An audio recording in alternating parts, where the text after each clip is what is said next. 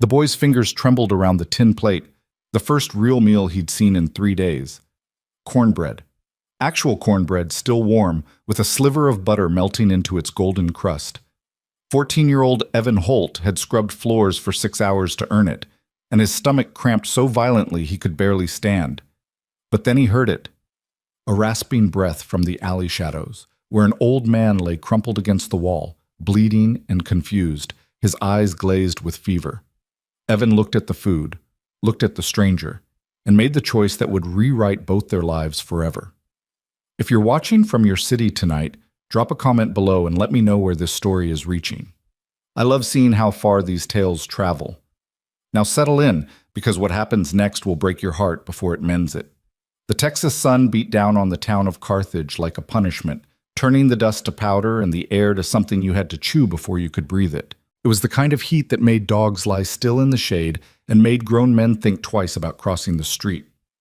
August 1883 had been merciless, and September showed no signs of mercy either. Evan Holt pushed the scrub brush across the saloon floor, his knuckles raw and his back screaming. He'd been at it since dawn, working his way through 6 hours of grime that had accumulated over a week of poker games, spilled whiskey, and boots that tracked in half the prairie.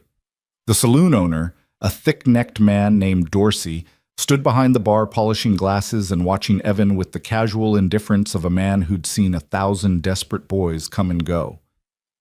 "You missed a spot by the corner table," Dorsey said, not looking up. Evan didn't answer. He just moved the brush to the corner and kept working. His stomach had stopped growling 2 days ago, which he'd learned was actually worse than the hunger pangs. When your body went quiet, that meant it was giving up. That meant you were closer to the edge than you thought. He was thin, had always been thin, but lately his clothes hung on him like they were draped over a scarecrow. His sister Lydia had taken in sewing work, but the jobs were scarce and the pay was worse. They'd lost their parents to cholera when Evan was 9 and Lydia was 17, and she'd raised him in a one-room shack on the eastern edge of town where the respectable folks didn't have to see them. 5 years of scraping by, 5 years of watching his sister's hands bleed from needle pricks and her eyes grow hollow from worry. Evan finished the floor just as the afternoon light began to slant through the saloon's grimy windows. Dorsey inspected his work with the thoroughness of a man who enjoyed finding fault, walking the perimeter of the room with his hands clasped behind his back.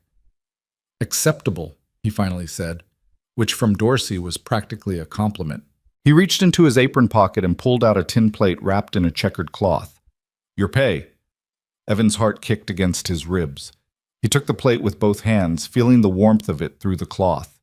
He didn't unwrap it there, didn't want Dorsey to see how much it meant, didn't want to give him the satisfaction. He just nodded once, tucked the plate under his arm, and headed for the door. "Same time next week if you want it," Dorsey called after him. "Yes, sir," Evan said, and pushed out into the brutal afternoon heat. He made it halfway down the alley beside the saloon before his resolve cracked. His hands were shaking as he pulled back the cloth, and the smell that hit him nearly brought him to his knees. Cornbread. Golden and crumbly, with a pat of butter melting into a small depression at its center. There was also a thick slice of salt pork, slightly charred at the edges, and 3 wrinkled potatoes that had been fried in enough grease to make them glisten. Evan's mouth flooded with saliva. His vision tunneled. He raised the cornbread toward his lips and heard the sound. It was barely more than a wheeze, a rattling exhale that seemed to scrape against the inside of someone's lungs. Evan froze, the cornbread an inch from his mouth. The sound came again, weaker this time, from deeper in the alley where the shadows pooled thick between the buildings. Every instinct Evan possessed screamed at him to ignore it, to take his food, go home to Lydia, and eat until his stomach stopped aching. Whatever was making that sound wasn't his problem. He had his own survival to worry about. But his feet carried him forward anyway, toward the shadows, toward the sound of suffering that he recognized because he'd heard it in his own breathing on the worst nights.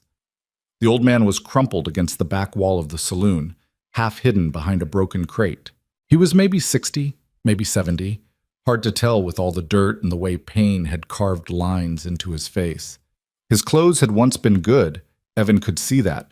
A wool vest over a linen shirt, sturdy canvas trousers, Boots that were quality even if they were scuffed nearly colorless. But the vest was torn, the shirt was stained with blood, and one side of the man's face was swollen and purple with bruising.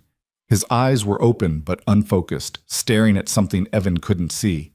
His lips moved silently, forming words that made no sound. "Mister?" Evan's voice came out rougher than he intended. He crouched down, still clutching the plate of food. "You hurt?"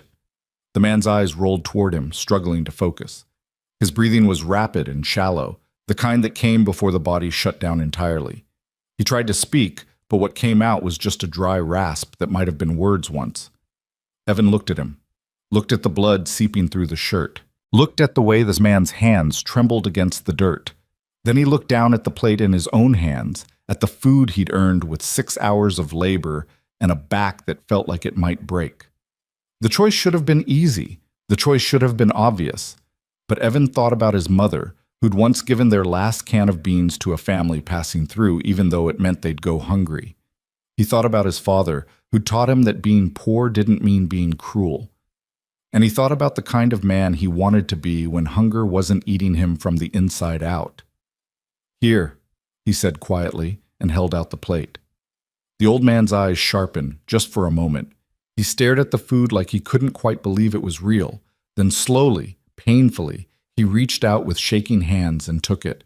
His fingers brushed Evan's, and they were cold despite the heat, cold in the way that meant the body was pulling all its warmth inward to protect the vital parts. "Thank you," the man whispered, and the words were so raw with relief that Evan had to look away. "You got somewhere to go?" Evan asked. The man stared at the food in his hands, his forehead creasing with confusion. I don't." He lifted his head, his eyes suddenly desperate. "I don't remember." Evan felt something cold settle in his chest. "You don't remember where you live?" "I don't remember," the man's voice broke. "Anything. My name. Where I came from." His hands tightened on the plate, knuckles whitening. "I woke up here. Don't know how long ago. Hours maybe. Or days." He looked at Evan with eyes that held the specific terror of a man who'd lost himself. "Who am I?" The question hung in the hot air between them. Evan should have left then, should have walked away, gone home, let someone else deal with this. The town had a sheriff, a doctor, people whose job it was to handle situations like this. But Evan thought about what would happen if he left this man here.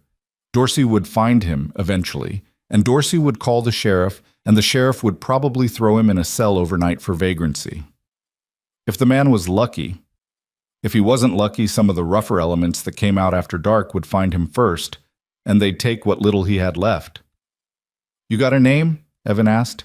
"Anything you can remember?" The man closed his eyes, his face contorting with the effort of trying to grasp something that kept slipping away. "Cal," he finally said. "I think maybe Cal." "All right, Cal." Evan made a decision that would change everything, though he didn't know it yet. "I can't leave you here. You need doctoring, and you need a place to rest. Can you walk?" Cal nodded, though when he tried to stand, his legs nearly gave out. Evan caught him, bracing the older man's weight against his shoulder. Cal was heavier than he looked, solid despite the gauntness that hunger had carved into his frame. Together they moved slowly out of the alley, Cal leaning heavily on Evan, the forgotten plate of food still clutched in his hands. The walk to Evan's shack normally took 10 minutes. With Cal, it took nearly an hour. They had to stop every few yards so Cal could catch his breath, so the shaking in his legs could subside enough to continue. People stared as they passed. A starving boy helping a bloodied old man through the streets. But no one offered to help. That was Carthage. Everyone had their own problems. By the time they reached the shack, the sun was starting its descent toward the horizon, painting the sky in shades of orange and crimson. Evan kicked open the door, it never latched properly anyway, and helped Cal inside. The shack was exactly what it sounded like. One room with a dirt floor, a small potbelly stove, 2 mattresses stuffed with straw, a table that wobbled, and 2 chairs that didn't match. A curtain made from old flour sacks divided Lydia's sleeping area from Evan's. It wasn't much, but it was theirs, and they kept it clean. Lydia was at the table, bent over a shirt she was mending by the light of a tallow candle. She looked up when they entered and her needle froze mid-stitch. "Evan," she said slowly, her eyes moving from her brother to the stranger he was supporting. "What did you do?" "Found him in an alley behind Dorsey's," Evan said, guiding Cal toward his own mattress. "He's hurt, and he doesn't remember who he is." Lydia set down her sewing and crossed the small space in 3 steps. She was 22 now, and the years of struggle had made her face sharp, her movements efficient. But her eyes, gray like their mother's, still held a warmth that all the hardship hadn't killed. She knelt beside Cal, her hands moving with practiced competence as she examined his injuries. She'd learned basic nursing from their mother, enough to handle the common ailments that people in their situation couldn't afford to take to a real doctor. "Head wound," she said after a moment. "Looks like he took a bad fall or got kicked. Could be why he can't remember." Her fingers moved to his ribs, pressing gently, and Cal winced. Bruised ribs, maybe cracked, and he's burning up with fever. "Can you help him?" Evan asked. Lydia looked at her brother, and in her eyes he saw the calculation they both had to make every day. What they could afford to give away, what they couldn't. They had a little water, no medicine, barely any food. Taking in a stranger was the kind of luxury that people like them couldn't afford. But she also saw the look on Evan's face, the way he was standing, protective, defiant, prepared to argue if he had to. She saw that he'd already made his choice, and she knew her brother well enough to know that some choices, once made, couldn't be unmade. "I can try," she said finally. "But Evan, we don't have much to—" "I know," Evan said. "I'll find more work tomorrow. I'll do whatever it takes." Lydia held his gaze for a long moment, then nodded. She turned back to Cal, who had been watching this exchange with confusion and something that might have been gratitude. "What's your name, sir?" she asked gently. "Cal," he said. "At least, I think it's Cal." "All right, Cal. I'm Lydia, and this is my brother Evan. We're going to help you, but I need you to stay still while I clean these wounds." Over the next hour, Lydia worked with the limited supplies they had. She boiled water over the stove, tore strips from one of their few spare rags, and cleaned the gash on Cal's head with the careful attention of someone who understood that infection could kill as easily as the original injury. Cal bore it all in silence, though his hands gripped the edge of the mattress so tightly his knuckles went white. Evan watched from the table, his own stomach growling so loudly that Lydia glanced at him twice. He tried to ignore it, tried not to think about the cornbread that Cal had eaten in the alley, the salt pork and potatoes that should have been his first real meal in days. When Lydia finished, she covered Cal with their one spare blanket, threadbare and patched, but clean, and stood, wiping her hands on her apron. "He needs rest," she said quietly to Evan, "and food when he can keep it down. The fever will break or it won't. That's in other hands now." Evan nodded. He knew what she wasn't saying, that they'd done all they could with what they had, and the rest would be determined by forces beyond their control. That night, Evan lay on the floor near the stove. He'd given his mattress to Cal and listened to the old man's labored breathing. His own stomach was a knot of emptiness that made sleep difficult, but he forced himself to stay still, to conserve energy for whatever tomorrow would bring. He didn't know that the man lying 3 feet away was one of the wealthiest ranchers in Texas. Didn't know that his disappearance had sparked a massive search effort that had been going on for nearly 2 weeks. Didn't know that he'd just made a decision that would ripple outward through both their lives like a stone thrown into still water. All Evan knew was that he'd seen someone suffering and had chosen to help. Had chosen to be the kind of person his parents had taught him to be, even when it cost him everything. In the darkness, Cal stirred and muttered something incomprehensible. Evan sat up, ready to help if needed, but the old man settled again, his breathing evening out slightly. Evan lay back down and stared at the ceiling, at the gaps in the roof boards where stars were visible through the cracks. He thought about the cornbread he'd given away, wondered if he'd made the right choice, wondered if kindness was something people like him could afford. But then he remembered the look in Cal's eyes when he'd taken the food, the desperate gratitude, the spark of humanity that suffering hadn't quite extinguished. And Evan thought that maybe, just maybe, some things were worth more than survival.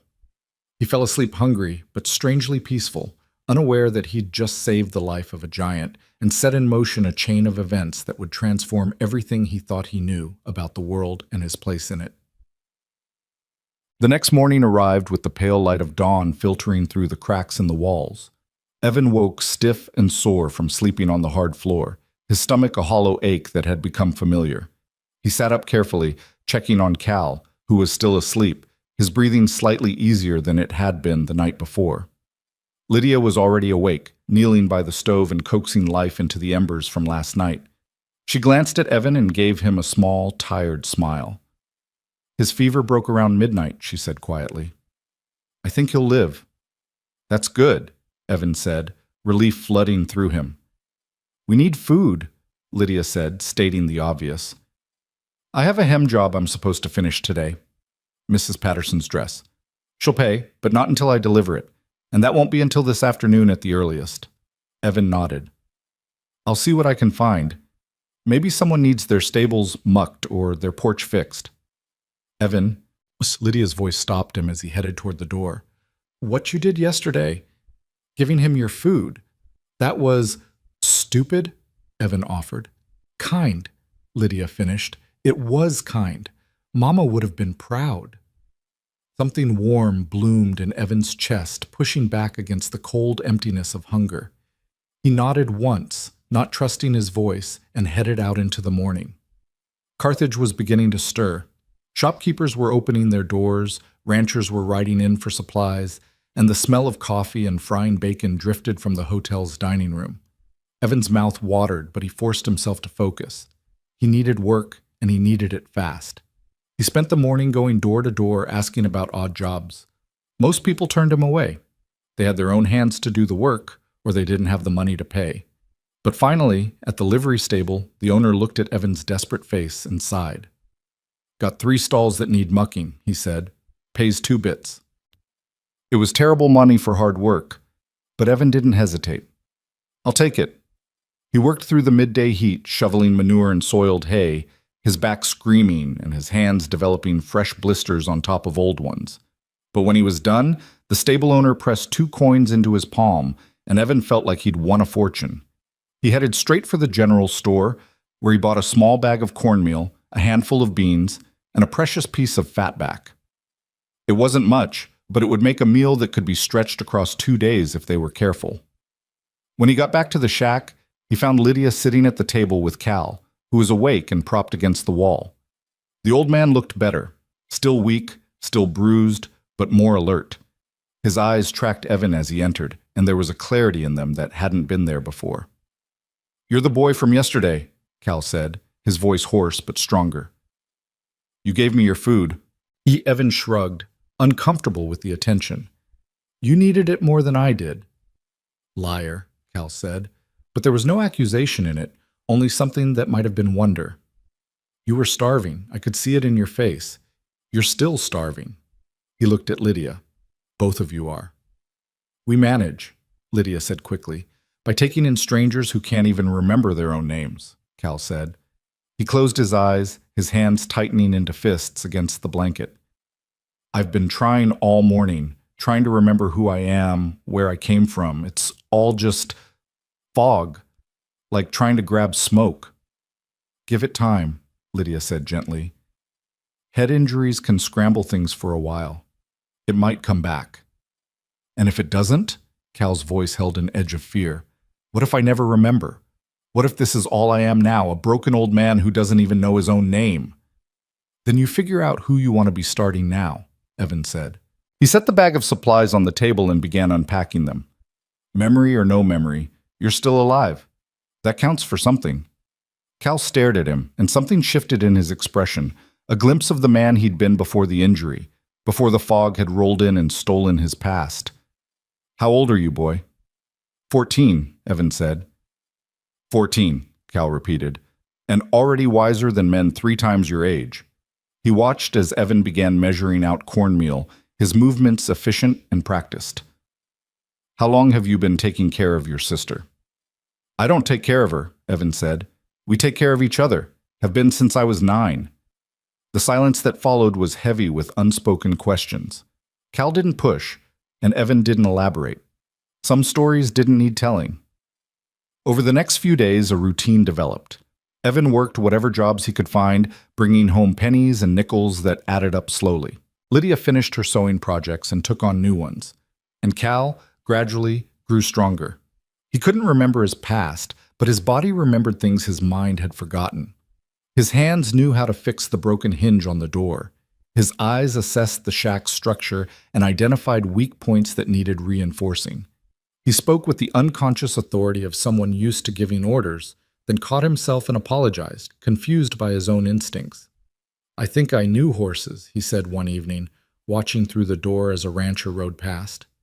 "I see that bay gelding, and I know it's underfed, know the way it favors its left foreleg means it needs new shoes.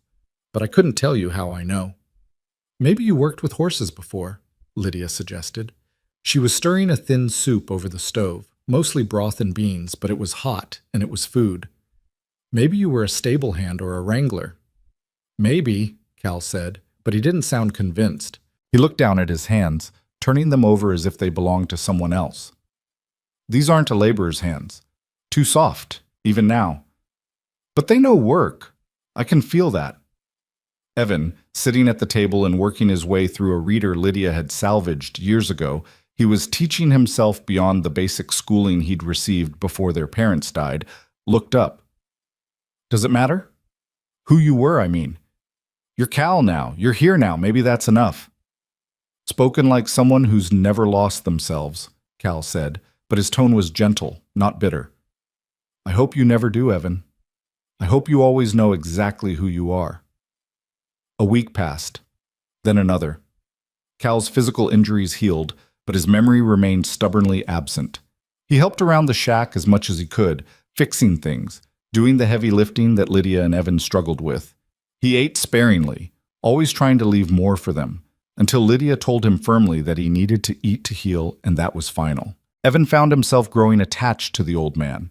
Cal had a way of listening that made you feel heard, a way of asking questions that made you think. He helped Evan with his reading, revealing an education that his conscious mind had forgotten, but that still lurked in the depths of his knowledge. He taught Evan chess using pieces carved from scrap wood, though he couldn't remember where he'd learned the game. "You're smart, boy," Cal said one evening after Evan had beaten him for the first time. "Smarter than you think. You shouldn't be working stables and scrubbing floors. You should be in school." "School costs money," Evan said simply. "And we need to eat."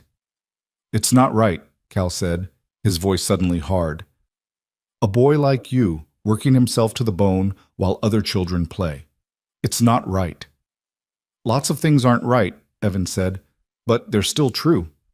Cal was quiet for a long moment, staring at the chessboard. Then he looked up at Evan with eyes that held a fierce intensity. "If I ever remember who I am," he said slowly, "if I ever get back whatever life I had before, I'm going to change this. For you, for Lydia. I'm going to make it right." "You don't owe us anything," Evan said, uncomfortable with the weight of the promise. "I owe you everything," Cal said. "You gave me your last meal when you were starving. You took me in when I was nothing but a burden. You and your sister. You saved my life. That's not nothing, Evan. That's everything." Evan didn't know what to say to that, so he just nodded and reset the chess pieces for another game. But that night, as he lay on his mattress, Cal had insisted on switching after the first week. Evan thought about Cal's words, about promises and debts, and the way one choice could ripple outward. He thought about the cornbread he'd given away, and how that single act had brought this strange, kind old man into their lives. He fell asleep wondering if Cal would ever remember, if there was a life waiting for him somewhere, if someone was searching for him. He wondered what would happen when Cal's memory returned, whether the old man would disappear back into whatever world he'd come from, leaving them behind. Evan didn't know that the answer to that question was closer than he thought. Didn't know that tomorrow everything would change. Didn't know that a weathered piece of paper tacked to a post behind the saloon was about to transform their lives forever. But he would find out soon enough. The sun was already climbing toward its merciless zenith when Evan headed out the next morning, his empty stomach a familiar companion. He'd left Lydia mending a torn work shirt for one of the ranch hands, and Cal was outside attempting to shore up the leaning fence that separated their property from the vacant lot next door. The old man moved with more confidence now, his body remembering skills his mind couldn't name. Evan made his way toward the center of town, hoping to find work at the feed store or maybe the blacksmith's. It was Saturday, which meant more people would be in town, more chances for odd jobs. He was passing behind the saloon, taking the back way to avoid Dorsey, who had a habit of finding extra work without extra pay, when something caught his eye. A piece of paper, weathered and sun-faded, was tacked to the post that held up the saloon's back porch. Evan had passed this post 100 times and never paid it much attention. It was where people posted notices, lost dogs, items for sale, occasionally a wanted poster from the sheriff's office. But something about this particular paper made him stop. Maybe it was the word missing printed in large block letters across the top. Maybe it was the crude sketch of a man's face beneath it. Or maybe it was the way the morning light hit the paper at just the right angle to make it visible, when usually it would have been lost in shadow. Evan stepped closer, his heart beginning to pound for reasons he couldn't yet name. The sketch showed a man in his late 50s or early 60s with a strong jaw, deep-set eyes, and hair that was more silver than dark. The artist had captured something in the expression, a quiet authority, a certainty that came from knowing exactly who you were and what you were worth. Evan's hands had started to shake before his mind fully processed what he was seeing. Beneath the sketch, in smaller print, missing, Caleb Warren, age 58. Last seen September 3rd near the northern border of his ranch, Iron Ridge, approximately 40 miles south of Carthage. Mr. Warren left to inspect fence lines and did not return. His horse was found 3 days later, injured, suggesting a fall. Mr. Warren may be disoriented or suffering from memory loss due to head injury. Substantial reward for information leading to his safe return. Contact Nathan Warren at Iron Ridge Ranch or Sheriff's Office in Blackstone. Evan read the notice 3 times, his vision tunneling until all he could see was that sketch, those words, that name. Caleb Warren. Not Cal, the confused old man who couldn't remember his own past. Caleb Warren, owner of Iron Ridge Ranch. Even Evan, who'd spent most of his life on the desperate edges of society, had heard of Iron Ridge. Everyone in Texas had heard of Iron Ridge. It was legendary, one of the largest cattle operations in the state, spanning thousands of acres, employing hundreds of men. The Warrens were Texas royalty, the kind of wealthy that seemed almost mythical to people like Evan, and he'd been sleeping in their shack, eating their meager scraps, fixed their broken door hinge. Evan's first instinct was to rip the poster down and run straight home. But his hands wouldn't cooperate. They just hung at his sides, trembling, while his mind raced through the implications of what he'd discovered. Cal was Caleb Warren. The man Evan had given his last meal to wasn't a drifter or a forgotten nobody. He was someone so important that his disappearance had sparked a massive search. Someone whose safe return was worth a substantial reward. A reward that could change everything for Evan and Lydia. The thought made him feel sick. He backed away from the poster like it had burned him, nearly stumbling over his own feet. His mind was a chaos of questions and realizations, but one thought pushed through louder than the rest. He had to tell Cal, had to show him the poster, had to give the old man back his name, his life, his identity, even if it meant losing him. Evan ran back to the shack, his lungs burning and his head spinning. He burst through the door so suddenly that Lydia dropped the shirt she was working on, her needle clattering to the floor. "Evan, what? Where's Cal?" Evan gasped out. "Still outside, working on the fence. What's wrong? You look like you've seen a ghost." "I need to talk to him," Evan said. "Both of you. Right now." Lydia stood slowly, her gray eyes narrowing with concern. "Evan, you're scaring me. Just, please, get Cal." 5 minutes later, they were all inside the shack. Cal sat on the chair by the table, looking between Evan and Lydia with growing confusion. Evan stood by the door, unable to be still, his whole body vibrating with nervous energy. "There's a poster," Evan said, the words tumbling out. "Behind the saloon, a missing person poster. It's been there for weeks probably, but I just saw it today, and Cal, I think I know." He stopped, forcing himself to breathe. "Your name isn't Cal, it's Caleb. Caleb Warren." The name hung in the air like smoke. Cal, Caleb, went very still, his face draining of color. Warren, he repeated slowly, testing the word. Caleb Warren. You own a ranch, Evan continued, speaking faster now. Iron Ridge Ranch, one of the biggest in Texas. You went out to check fence lines and your horse threw you. They've been searching for you for weeks. Lydia had gone pale. Iron Ridge, she whispered. Dear Lord, Evan, Iron Ridge. Caleb stood abruptly, swaying slightly. His hands gripped the edge of the table, knuckles white. How do you know this? The poster has a sketch. It's you, and it says you might have memory loss from a head injury. It all fits. Show me, Caleb said, his voice suddenly sharp with command, the voice of a man used to being obeyed. Take me to this poster.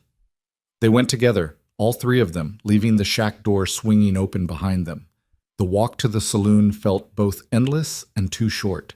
Evan's heart hammered against his ribs, and beside him, Caleb moved with increasing urgency, as if he could feel his identity waiting for him just ahead. When they rounded the corner and Caleb saw the poster, he stopped dead. His breathing went shallow and rapid. He moved forward slowly, reaching out to touch the paper with shaking fingers. That's my face, he said, his voice barely above a whisper. I'm looking at my own face and I don't... He pressed his palm flat against the poster, his eyes squeezing shut. Iron Ridge, Caleb Warren. I should know these things. I should feel something. Give it time, Lydia said gently. Sometimes memory needs a push. But even as she spoke, something was changing in Caleb's expression. His eyes had opened again, fixed on the poster with fierce intensity. His breathing had slowed, deepened. When he spoke again, his voice was different, stronger, more certain. Nathan, he said. I have a son named Nathan. Evan felt something crack open in his chest. That's good. He's 28. Or is it 29 now? Caleb's hand moved from the poster to his own head, pressing against his temple as if he could force the memories out. His mother died when he was 12. Fever took her in 3 days. I raised him alone. Taught him to ride, to manage the ranch, to... His eyes went wide. The ranch. Iron Ridge, 40,000 acres, registered longhorn cattle. We built it from nothing, my father and I, and then Nathan and I. It's ours. It's mine. The memories were flooding back now. Evan could see it happening in real time. Caleb's face transformed, the confusion and fear bleeding away to be replaced by recognition, by certainty, by the full weight of a life remembered. I was checking the north fence line, Caleb said, his voice gaining strength with each word. The roan mare. Thunder. Her name is Thunder. She spooked at a rattler. Threw me hard. I hit my head on a rock. His hand went to the place where the scar was still visible beneath his hair. I remember waking up, trying to stand, everything spinning. I walked. Don't know how far, don't know how long, just kept walking until... He turned to look at Evan, and his eyes were bright with tears. Until you found me. Until you found me eating your last meal and gave it to me anyway, Caleb finished. His voice broke on the last word. You saved my life, Evan. You and Lydia. You took in a stranger who had nothing to offer you but trouble, and you saved my life. Evan didn't know what to say to that. The weight of it was too much. He could only stand there, watching this man, this important, wealthy, powerful man, cry openly in the alley behind a saloon. Lydia, practical as always, was the one who broke the silence. The poster says to contact your son at Iron Ridge or the sheriff in Blackstone. We should get word to them. They'll be sick with worry. Blackstone's the nearest telegraph office, Caleb said, wiping his eyes with the back of his hand. We could send a wire. Let Nathan know I'm alive. He paused, seeming to really see the two of them for the first time with his full awareness intact. You're both so young, and you've been surviving on scraps, haven't you? While I've been eating food you couldn't afford to spare. You needed it, Evan said simply. Need. Caleb laughed, but it was a sound without humor. What you two need, what you've needed all along, is someone to look after you, and instead you've been looking after me. He straightened his shoulders, and Evan could see the rancher emerging, the man who commanded hundreds of workers and managed an operation the size of a small town. That changes now, right now. Mr. Warren, Lydia began. Caleb, he corrected. After everything we've been through, I think we're past formalities. He looked between them, his expression fierce with determination. First things first, we're going to the general store, and you're both going to eat a real meal. Not soup made from bones and bean water, but actual food, eggs, bacon, fresh bread, coffee, whatever you want. We can't accept... Lydia started to protest, but Caleb cut her off with a raised hand. Yes, you can. You will. And when we're done eating, we're going to Blackstone to send that wire. All three of us. Together. Mr. Warren, we don't have the money for the train fare to Blackstone, Evan said quietly. Caleb smiled, and for the first time since they'd found him, it was the smile of a man who knew exactly who he was and what he was capable of. Evan, I own a ranch worth more money than you can probably imagine. I have accounts at banks in 3 towns. My signature is good anywhere in this state. Money, he said firmly, is not going to be a problem ever again. Not for you, and not for your sister. Do you understand me? Evan stared at him, unable to process what he was hearing. It felt like the world had tilted sideways, like everything he'd understood about how life worked had suddenly been rewritten. I don't understand, he said finally. You will, Caleb promised. But first, breakfast. I'm not discussing anything else until I've seen both of you eat your fill. The meal at the hotel restaurant was something Evan knew he'd remember for the rest of his life. The dining room was the nicest place he'd ever been, with actual tablecloths and real china plates. The other diners stared at them, dirty, poorly dressed, clearly out of place. But Caleb ignored them all with the confidence of a man who didn't need to care what others thought. He ordered enough food for 6 people, eggs scrambled and fried, bacon and sausage, biscuits with butter and honey, hash browns, pancakes, fresh milk and coffee that actually smelled like coffee, not the chicory substitute they sometimes managed to afford. Evan ate slowly at first, his stomach so unused to abundance that it cramped with the first few bites. But Caleb encouraged him gently, and gradually Evan's body remembered what it was like to be truly fed. Across the table, Lydia ate with tears streaming down her face, though whether from relief or joy, or simply the overwhelming nature of it all, Evan couldn't tell. Caleb watched them both with an expression that Evan couldn't quite read. There was satisfaction there, but also something deeper, a kind of fierce protectiveness, as if finding his memory had somehow made him responsible for these 2 young people who'd saved him. When they finally pushed back from the table, full for the first time in months, Caleb paid the bill without hesitation and led them out into the morning sun. There's a man here in town who runs a freight wagon to Blackstone every Saturday, Caleb said. If we're lucky, he hasn't left yet. That'll be faster than walking, and we need to get word to Nathan as soon as possible. They found the freight wagon at the edge of town, the driver just finishing loading his cargo. Caleb approached him with easy confidence, and within 5 minutes he'd negotiated passage for all 3 of them. Evan watched the exchange with something like awe. This was what having a name meant, what having money and position meant. Doors opened. Problems solved themselves. The world bent to accommodate you instead of pushing back at every turn. The ride to Blackstone took 3 hours, bouncing along rutted roads in the back of a wagon that smelled like feed corn and tobacco. Caleb spent most of the journey asking them about their lives, about their parents, about how they'd survived the past 5 years. Evan found himself telling stories he'd never told anyone, and beside him, Lydia did the same. It felt like confession, like finally being able to speak truths they'd kept locked away. Your parents sound like they were remarkable people, Caleb said when they'd finished. They raised remarkable children. They did their best with what they had, Lydia said softly. Which is all any of us can do, Caleb agreed. But sometimes, Lydia, our best isn't enough. Sometimes we need help, and there's no shame in that. He looked at them both seriously. I need you to understand something. What you did for me wasn't small. It wasn't just an act of kindness that I'll think back on fondly and then forget. You gave me my life back.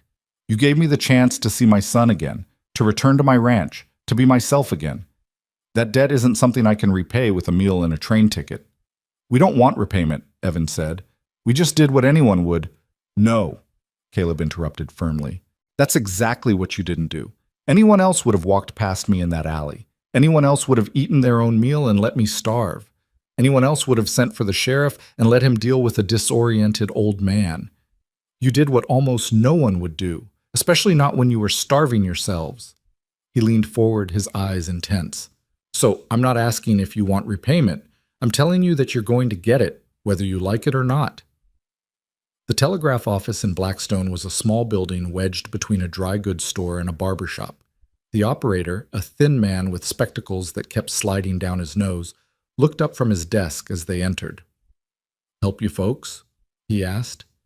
Caleb stepped forward, and Evan saw him square his shoulders, saw him become fully the man he'd been before the accident. "I need to send an urgent wire to Nathan Warren at Iron Ridge Ranch." The operator's eyes widened. You can't be." "Caleb Warren," Caleb confirmed. "And yes, I know everyone thinks I'm dead or worse, which is why this wire needs to go out immediately." The operator scrambled for his equipment, nearly knocking over his inkwell in his haste. "What's the message, Mr. Warren?" Caleb thought for a moment, then began dictating.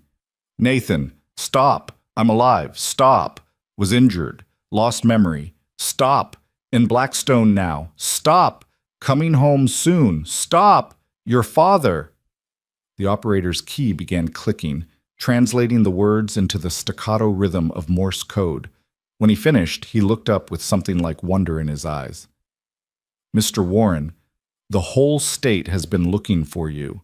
There's a 20-man search party that's been out every day since you went missing." "I know," Caleb said quietly, "and I'll make it up to them. But right now, I need my son to know I'm alive." He paused. "How long until he might respond?" "Could be minutes, could be hours, depending on when the message reaches Iron Ridge and when he can get to a telegraph office. Blackstone's the closest to the ranch, so if he wants to respond, he'll come here." Caleb nodded. "Then we wait." They sat in the telegraph office for 2 hours. The operator kept glancing at them nervously, particularly at Caleb, as if he still couldn't quite believe that the missing cattle baron was sitting in his office. People passing by on the street began to stare through the window, word spreading quickly through the small town that something extraordinary was happening. Evan watched it all with a growing sense of unreality. This morning he'd been looking for work mucking stables. Now he was sitting in a telegraph office watching one of the wealthiest men in Texas wait for word from his son. The world had shifted so completely that Evan couldn't find his footing. Lydia seemed to be having similar thoughts. She kept looking at Caleb, then at Evan, then at her own hands as if she couldn't quite believe they were real. When the telegraph key finally began clicking, they all jumped. The operator lunged for his notebook, scribbling frantically as the message came through. His eyes widened as he translated. "It's from your son," he said to Caleb, his voice shaking slightly. "He says—" The operator cleared his throat and read, "Father, stop. Thank God. Stop. Leaving immediately for Blackstone. Stop. Will arrive by evening. Stop. Stay there. Stop. Nathan." Caleb closed his eyes, his shoulders sagging with relief. When he opened them again, they were bright with unshed tears. "He's coming," he said, his voice rough. "My boy is coming." "We should get you a hotel room," Lydia said practically. "Somewhere comfortable to wait." "We should get us hotel rooms," Caleb corrected. "You're not going back to Carthage in some freight wagon. You're staying here, in comfort, until Nathan arrives. And then," he smiled, "then you're coming to Iron Ridge with us." "Mr. Warren, Caleb, we couldn't possibly," Lydia began. "Why not?" Caleb asked simply. "You have nothing keeping you in Carthage except a shack that's barely standing and jobs that barely pay. I'm offering you something better, a real home, real work, the kind that pays a living wage. Evan can go to school, proper school, not just reading by candlelight from a worn-out book. You can have security, Lydia. Both of you can have a future that doesn't involve wondering where your next meal is coming from." "But your son," Evan said, "he doesn't know us. He might not want—" "Nathan will understand," Caleb said with certainty. "He'll understand because I'll tell him what you did. He'll understand because he's a good man who knows the value of loyalty and kindness. And he'll understand because I'm his father, and I'm telling him this is how it's going to be." Evan looked at Lydia, saw his own confusion and hope and fear reflected in her face. They'd spent 5 years fighting for survival, learning that the world was hard and help never came. Now someone was offering them everything they'd ever needed, and neither of them knew how to accept it. "Just for tonight," Lydia said finally. "We'll stay tonight, meet your son, and then we'll see." Caleb smiled. "That's all I'm asking, a chance to show you that life can be different, that it should be different."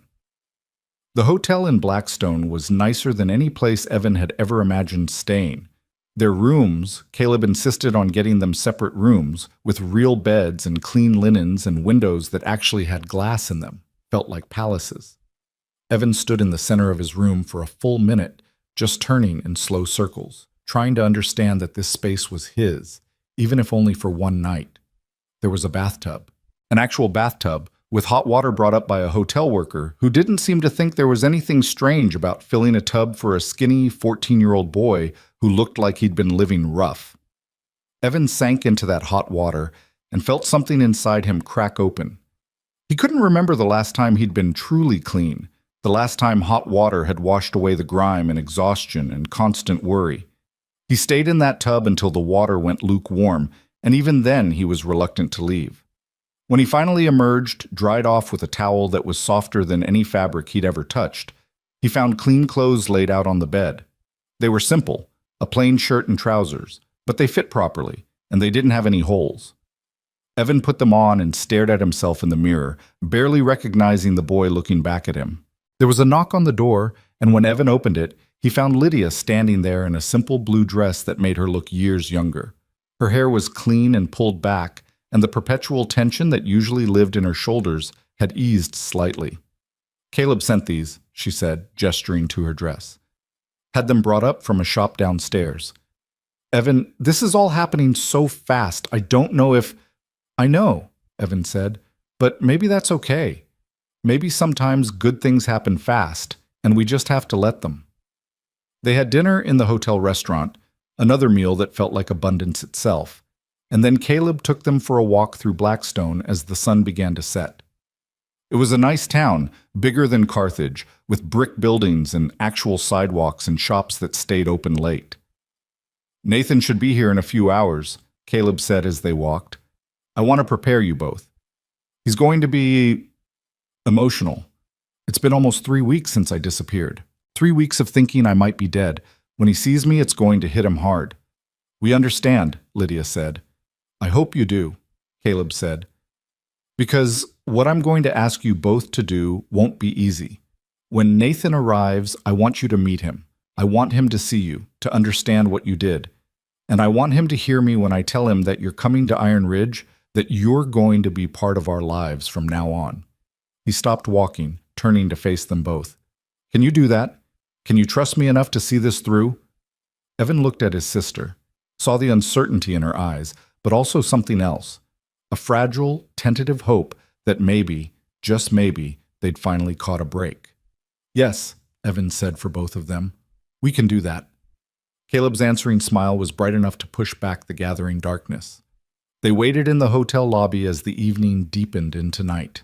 Caleb sat in a leather chair by the window, his eyes fixed on the street, watching for his son. Evan and Lydia sat nearby, their hands clasped together tightly enough that Evan's fingers went numb. When the horse came thundering up the street at a full gallop, everyone in the lobby turned to look. The rider pulled up hard in front of the hotel, dismounting before his horse had fully stopped. He was tall and broad-shouldered, wearing riding clothes covered in trail dust, and his face was a younger version of Caleb's. Nathan Warren burst through the hotel doors like a storm, his eyes wild as they scanned the lobby. And then he saw his father. Everything else stopped. The conversations, the movement, even the air itself seemed to hold its breath. "Dad," Nathan said, and the word broke in the middle. Caleb stood, opening his arms, and his son collapsed into them with a sound that was half laugh and half sob. They held each other tightly, Nathan's shoulders shaking, Caleb's hands gripping his son's back as if he'd never let go. Evan felt tears on his own cheeks and didn't bother to wipe them away. Beside him, Lydia was crying openly, one hand pressed to her mouth. This, Evan thought, this was what they'd given back to these two men. Not just a life, but a family. Not just survival, but the chance to hold each other again. After what felt like both seconds and hours, Caleb and Nathan finally pulled apart. Nathan was still gripping his father's shoulders, as if he needed the physical contact to believe he was real. "Where were you?" Nathan asked, his voice hoarse. "We searched everywhere. The whole goddamn territory." "Where were you?" "That," Caleb said gently, "is a story. And there are some people I need you to meet first." He turned, gesturing for Evan and Lydia to come forward. "Nathan, this is Evan and Lydia Holt. They're the reason I'm standing here right now." Nathan's eyes moved to them, seeing them properly for the first time. His expression shifted from confusion to understanding as he took in their worn faces, their too thin frames, their obvious poverty, even in the borrowed clothes they wore. "You found him," Nathan said. "They saved me," Caleb corrected. "When I was injured and lost, when I had nothing and remembered nothing, they took me in, fed me with food they couldn't afford to spare, cared for me, gave me back my life." His voice grew fierce with emotion. "Your mother would have loved them, Nathan, would have recognized the same kind of strength and goodness in them that she always tried to teach us to value." Nathan Warren stared at them for a long moment, his eyes moving between Evan and Lydia. Then, without warning, he crossed the space between them and pulled Evan into a crushing embrace. "Thank you," he said roughly into Evan's shoulder. "Thank you for bringing my father home." When he released Evan and turned to Lydia, she'd started crying again. Nathan hugged her too, gentler but no less heartfelt, and when they pulled apart, his own eyes were wet. "I don't know how to repay this," Nathan said. "That's what I told them," Caleb said. "But I have some ideas. We'll discuss them on the way home, because they're coming with us, Nathan, both of them, to Iron Ridge." Nathan looked at his father, and something passed between them, some unspoken communication that only family could share. Then he nodded once, firmly. "Of course they are," Nathan said. He turned back to Evan and Lydia, and his smile was warm despite the tears. "Welcome to the family." The words hung in the air between them, heavy with meaning that Evan couldn't quite grasp.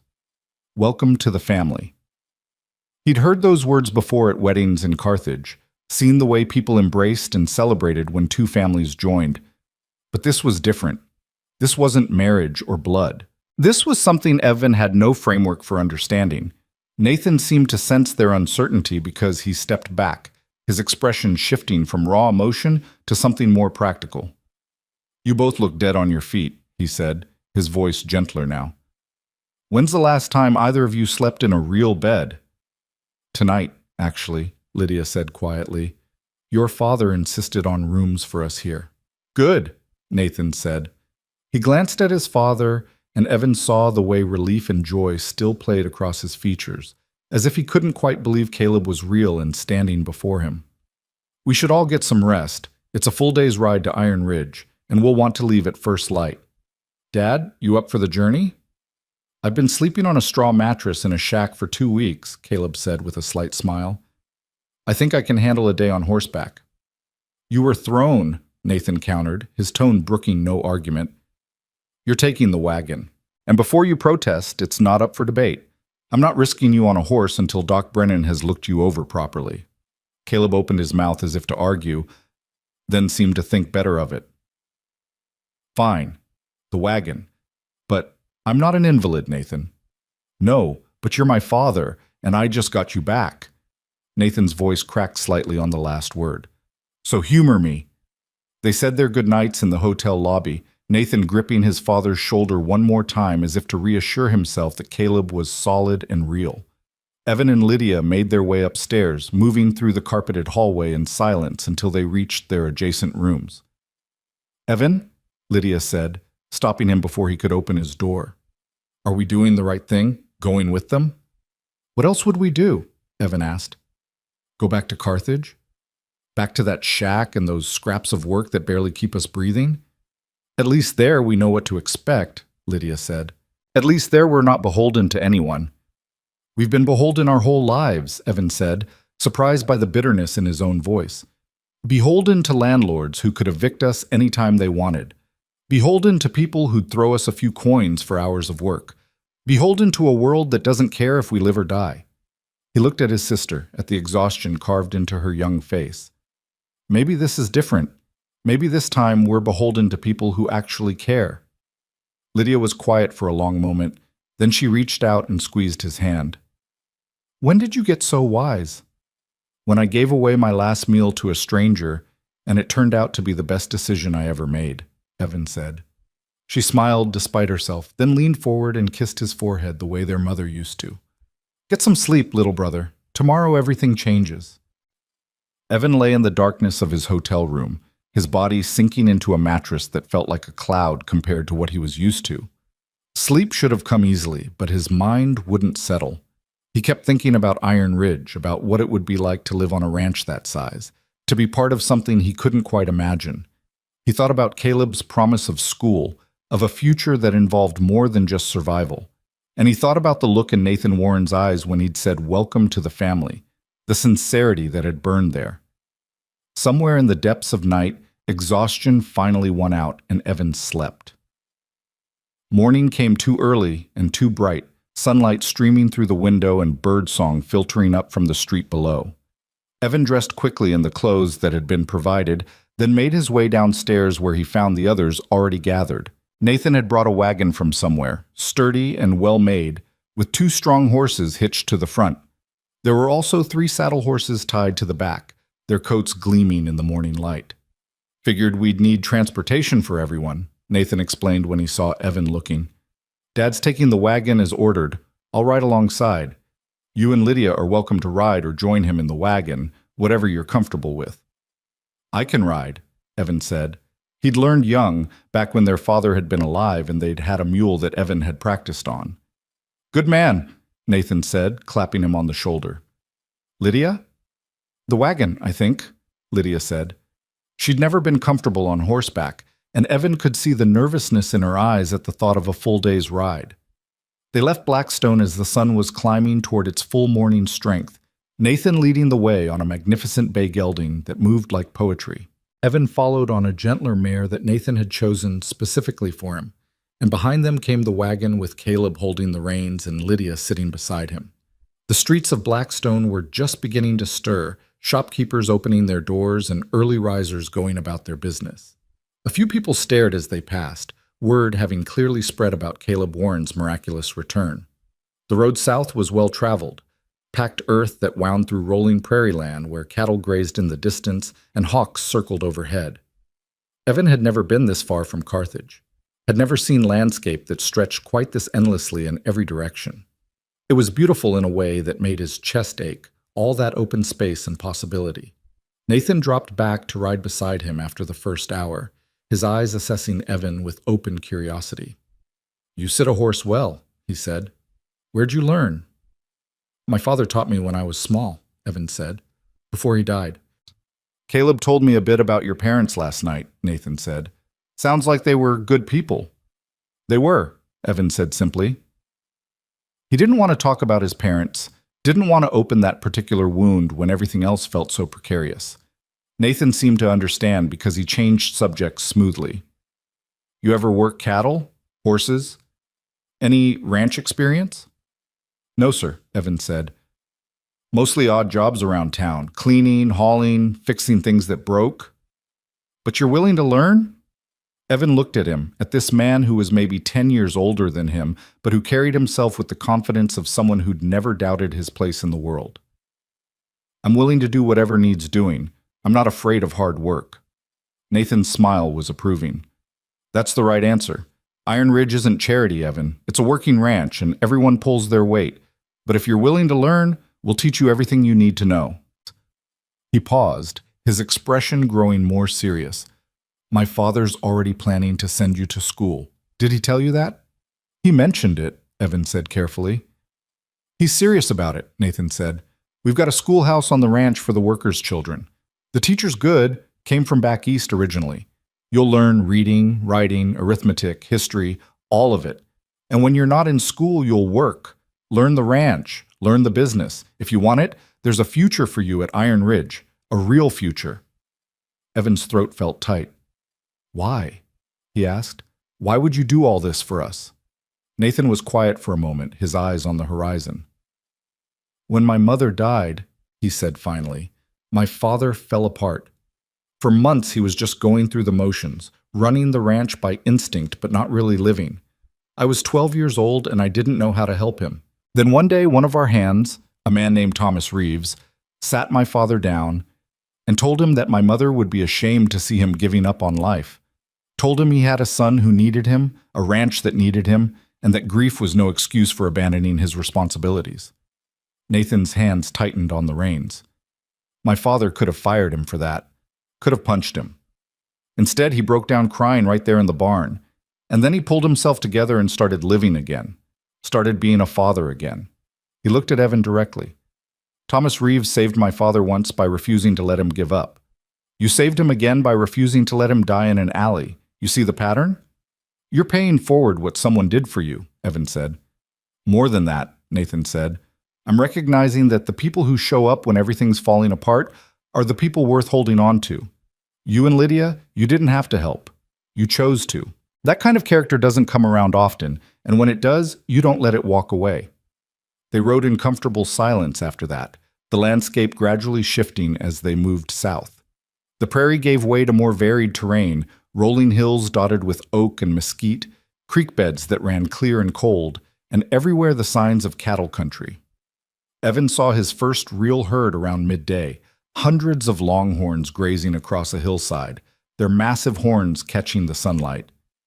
Those are ours, Nathan said with unmistakable pride. Well, the outer edge of ours. Iron Ridge proper starts about 5 miles ahead.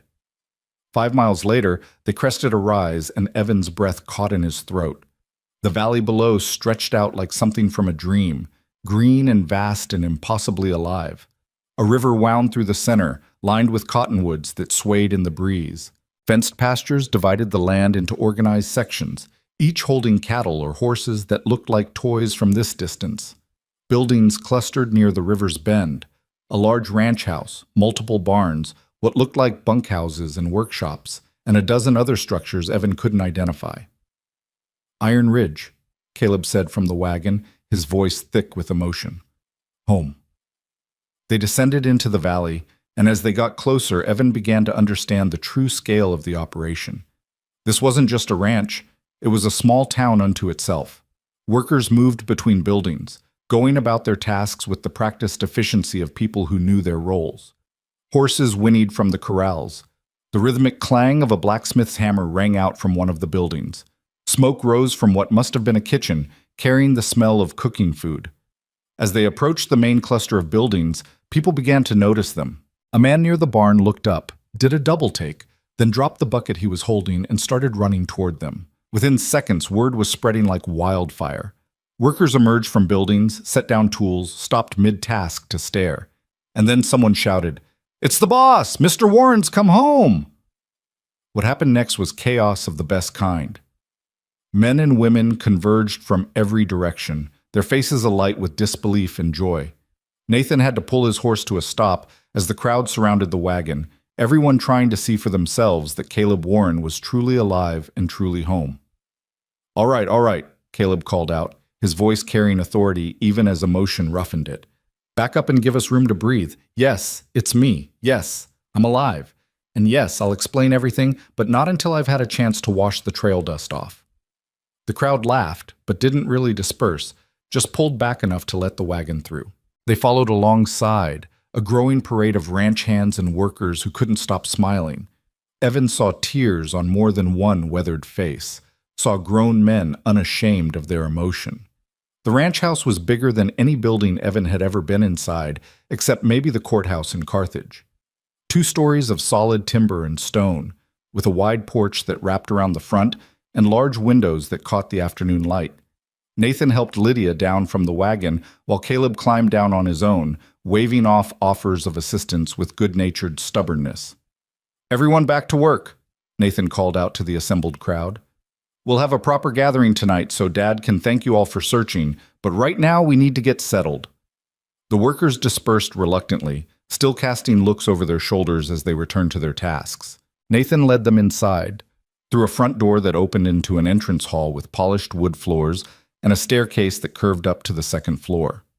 Evan felt himself shrinking inside his borrowed clothes, suddenly acutely aware of how out of place he was. This wasn't just wealth. It was a different world entirely. The furniture alone probably cost more than he and Lydia had earned in their entire lives combined. "Mrs. Chen!" Nathan called out, and a moment later a woman emerged from what must have been the kitchen. She was maybe 50, with graying hair pulled back in a neat bun and an apron tied around her waist. When she saw Caleb, she stopped dead, her hand flying to her mouth. "Mr. Warren," she breathed, "saints preserve us. You're alive." "Hello, Annie," Caleb said warmly. "Sorry for the scare." She crossed the space between them in quick steps and, with the familiarity of long service, reached up and patted his cheek. 3 weeks I've been cooking for an empty chair," she said, her voice shaking. 3 weeks thinking you were dead in a ravine somewhere. Don't you ever do that to us again." "I'll do my best," Caleb promised. He turned, gesturing to Evan and Lydia. "Annie, these are our guests. Evan and Lydia Holt. They'll be staying with us, and I need you to treat them like family. Set up the East guest rooms, make sure they have everything they need." Mrs. Chen's eyes moved to them, taking in their nervous postures and worn appearances with the practiced assessment of someone who'd seen much in her years. Her expression softened immediately. "Of course, Mr. Warren. Welcome to Iron Ridge, both of you." "Thank you, ma'am," Lydia said quietly. "None of that ma'am business," Mrs. Chen said briskly. "I'm just Annie, same as to everyone else on this ranch. Now come with me and I'll show you your rooms. You look like you could use some rest and some proper feeding up." She led them up the stairs, down a hallway lined with paintings of horses and cattle and landscapes that must have been Iron Ridge itself. The East guest rooms turned out to be 2 bedrooms connected by a shared sitting area, each room bigger than the entire shack they'd been living in. The furniture was solid and well-made, the beds piled high with quilts and pillows, the windows offering views of the ranch that stretched out below. "There's a washroom through that door," Annie said, pointing. "Hot water on demand. Just turn the tap. Towels in the cabinet. I'll have some proper clothes brought up for both of you." Her eyes lingered on Lydia's borrowed dress and Evan's ill-fitting shirt. "Can't have you walking around in those. What sizes do you need?" Lydia told her, her voice small in the face of such casual generosity. Annie nodded and made mental notes, then fixed them both with a stern but kind look. "You're safe here," she said. "Whatever you've been through before, whatever hardships you've faced, they stop now. Mr. Warren doesn't bring people into his home lightly, and if he says you're family, then you're family. Understand?" "Yes, ma'am." "Annie," Evan corrected himself. She smiled. "Good. Now rest a bit. Dinner's at 6, and it'll be a full house tonight. Everyone's going to want to celebrate Mr. Warren's return." She paused at the door. "And Evan, that was a brave thing you did saving him. Your parents would be proud." After she left, Evan and Lydia stood in the sitting area between their rooms, looking at each other with matching expressions of overwhelmed disbelief. "This is real," Lydia said finally. "This is actually happening." "I keep thinking I'm going to wake up on my straw mattress back in Carthage," Evan admitted. Lydia crossed to the window, looking out at the ranch spread below them. "What if we don't fit here? What if we're just charity cases to them, and once the gratitude wears off, they realize they don't actually want us?" "Then we figure something else out," Evan said. "But Lydia, Nathan wasn't talking like someone who felt obligated. He was talking about futures and teaching me the business. That's not charity, that's investment." "In a 14-year-old boy with no education and no skills?" Lydia said. "With character," Evan corrected. "That's what Nathan said. He said character doesn't come around often. Maybe that counts for more than skills." Lydia turned from the window, and Evan saw the fear in her eyes, the vulnerability that she usually worked so hard to hide. "I'm scared," she admitted. "I'm terrified that this is too good to be true, that we're going to do something wrong and lose it all." Evan crossed to her and took her hands. "Then we'll be scared together, but we'll also try. We'll work hard and learn fast and show them they weren't wrong to bring us here. Deal?" She squeezed his hands tightly. "Deal." Dinner that night was unlike anything Evan had ever experienced. The dining room table could easily seat 20 people, and tonight it did. Caleb sat at the head with Nathan at the other end, and between them were the ranch foreman, the head wranglers, the cattle boss, the man who managed the breeding program, and a dozen others whose titles and names Evan couldn't keep straight. Evan and Lydia were seated near Caleb, Positions of honor that made Evan's stomach twist with nervousness. The food came in waves, each dish more elaborate than the last. Roasted beef that had been raised right here on the ranch, potatoes cooked 3 different ways, vegetables that actually tasted fresh, bread that was still warm from the oven, and pies for dessert that made Evan want to cry. He ate slowly, trying not to embarrass himself, trying to remember the basic table manners his mother had taught him so long ago. Around him, the conversation flowed with the easy camaraderie of people who'd worked together for years. They asked Caleb about his ordeal, and he told them an abbreviated version that hit the key points without dwelling on the harder moments. He told them about waking in the alley with no memory, about Evan finding him, about the weeks spent in the shack while his mind slowly healed. "The boy gave me his last meal," Caleb said, and the entire table went quiet. "He was starving, they both were, and he gave me everything he had without hesitation. That's the kind of people they are. That's why they're here, and that's why they're staying." Evan felt every eye in the room turn to him. He wanted to disappear into his chair, but Nathan caught his gaze and gave him a small nod of encouragement. "Takes guts to do something like that," one of the foremen said, a grizzled man named Jack, who looked like he'd been working cattle since before Evan was born. "Most folks wouldn't have." "Most folks don't know what real hunger is," another man added. "But when you do, when you're living on the edge like that, giving away food is like giving away your life. Kids got spine." The praise felt uncomfortable but also warm, settling into Evan's chest like something he could hold on to. These were hard men, practical men who'd survived by being tough. If they thought he'd done something worth noting, maybe he had. After dinner, Caleb asked Evan to join him in his study.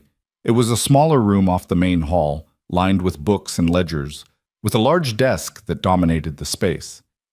Caleb settled into the chair behind it with visible relief, gesturing for Evan to take one of the chairs opposite. "Long day," Caleb said. "Yes, sir," Evan agreed. "Stop calling me sir," Caleb said with a slight smile. "It makes me feel ancient. Caleb is fine." "Yes, Caleb," Evan corrected himself. Caleb studied him for a moment, his expression thoughtful. "You're uncomfortable here. I can see it in the way you hold yourself, the way you watch everything like you're waiting for the trap to spring." "I just don't understand what you want from us," Evan said honestly. "You keep saying we're family, that we're staying, but I don't know what that means, what you expect." "I expect you to live," Caleb said simply. "I expect you to eat regular meals and sleep in a real bed and go to school and learn what you're capable of when you're not spending all your energy just surviving." He leaned forward, his eyes intense. "Evan, I watched you and Lydia for 2 weeks. Watched the way you took care of each other, the way you scraped together pennies and made them stretch, the way you never complained even when you were clearly suffering. You know what I saw?" Evan shook his head. "I saw the kind of resilience and determination that most people never develop because they never have to. I saw intelligence being wasted on survival when it could be used for so much more. I saw potential, Evan, raw, unpolished potential that just needs a chance to develop." "I'm not smart," Evan said. "I barely had any schooling." "You taught yourself to read beyond what school gave you," Caleb countered. "You learned basic arithmetic by necessity. You figured out how to negotiate for work, how to judge people's character, how to survive in a world that wasn't interested in your survival. That takes intelligence, Evan. It just takes a different kind than what schools usually measure." Evan didn't know what to say to that. No one had ever talked to him like this before, like he was worth something beyond the labor his body could provide. "I'm going to be honest with you," Caleb continued. "This isn't entirely selfless. Yes, I'm grateful for what you did. Yes, I want to help you and Lydia build better lives, but I'm also making a practical decision. In 10 years, maybe 15, Nathan's going to need good men helping him run this place. Men he can trust absolutely, men who understand the value of loyalty and hard work. I think you could be one of those men, if you're given the chance to become him." "You barely know me," Evan said. "I know the most important thing about you," Caleb said. "I know that when you had to choose between your own survival and helping a stranger, you chose the stranger. That tells me everything I need to know about your character." He paused. "Here's what I'm offering, and I want you to really hear it. You'll live here, in this house, as part of this family. You'll go to school during the day and work the ranch in the afternoons and evenings, learning the business from the ground up. You'll earn a wage, a real wage, same as any hand, and that money will be yours to save or spend as you see fit.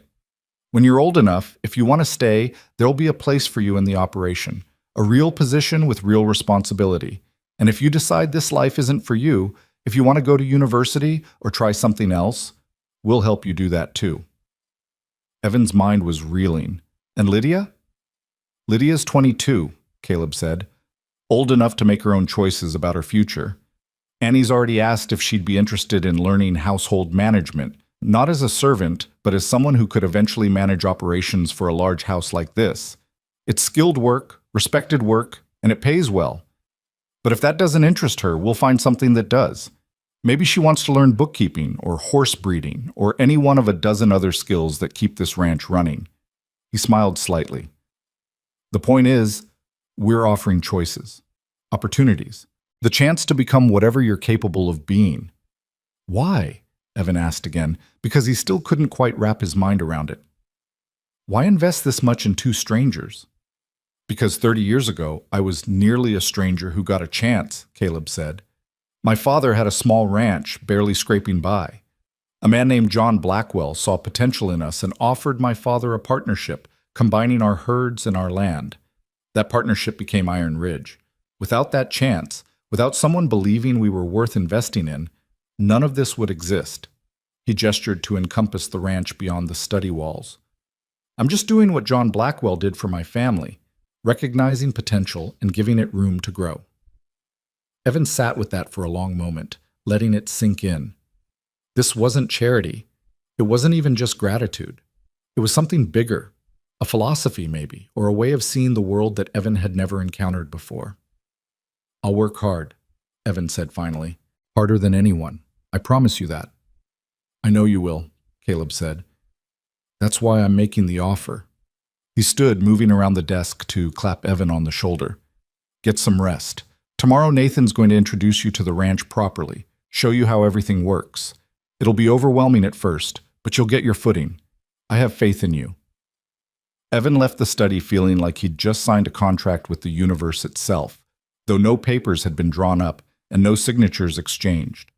He found Lydia in her room, sitting on the bed and running her hands over the quilt like she couldn't quite believe it was real. Annie came by, Lydia said when Evan appeared in the doorway. She wants to teach me how they manage things here. Not cleaning and scrubbing, actual management. Ordering supplies, managing staff, handling accounts. She says I have a good head for figures. That's because you do, Evan said. She said if I learn fast, there might be a position for me as assistant house manager within a year. A real position, Evan, with a real salary. Lydia's eyes were bright with tears. I didn't dare hope for anything like this. Neither did I, Evan admitted. He sat beside her on the bed, their shoulders touching. But it's real. It's happening. We just have to trust it. I'm going to try, Lydia said. I'm going to try so hard. They sat together in the silence of that guest room that was nicer than anywhere they'd ever lived, two orphans who'd survived on scraps and determination, and they let themselves believe that maybe, just maybe, their lives were about to become something they'd never dared to imagine. Outside, the sun was setting over Iron Ridge, painting the valley in shades of gold and crimson.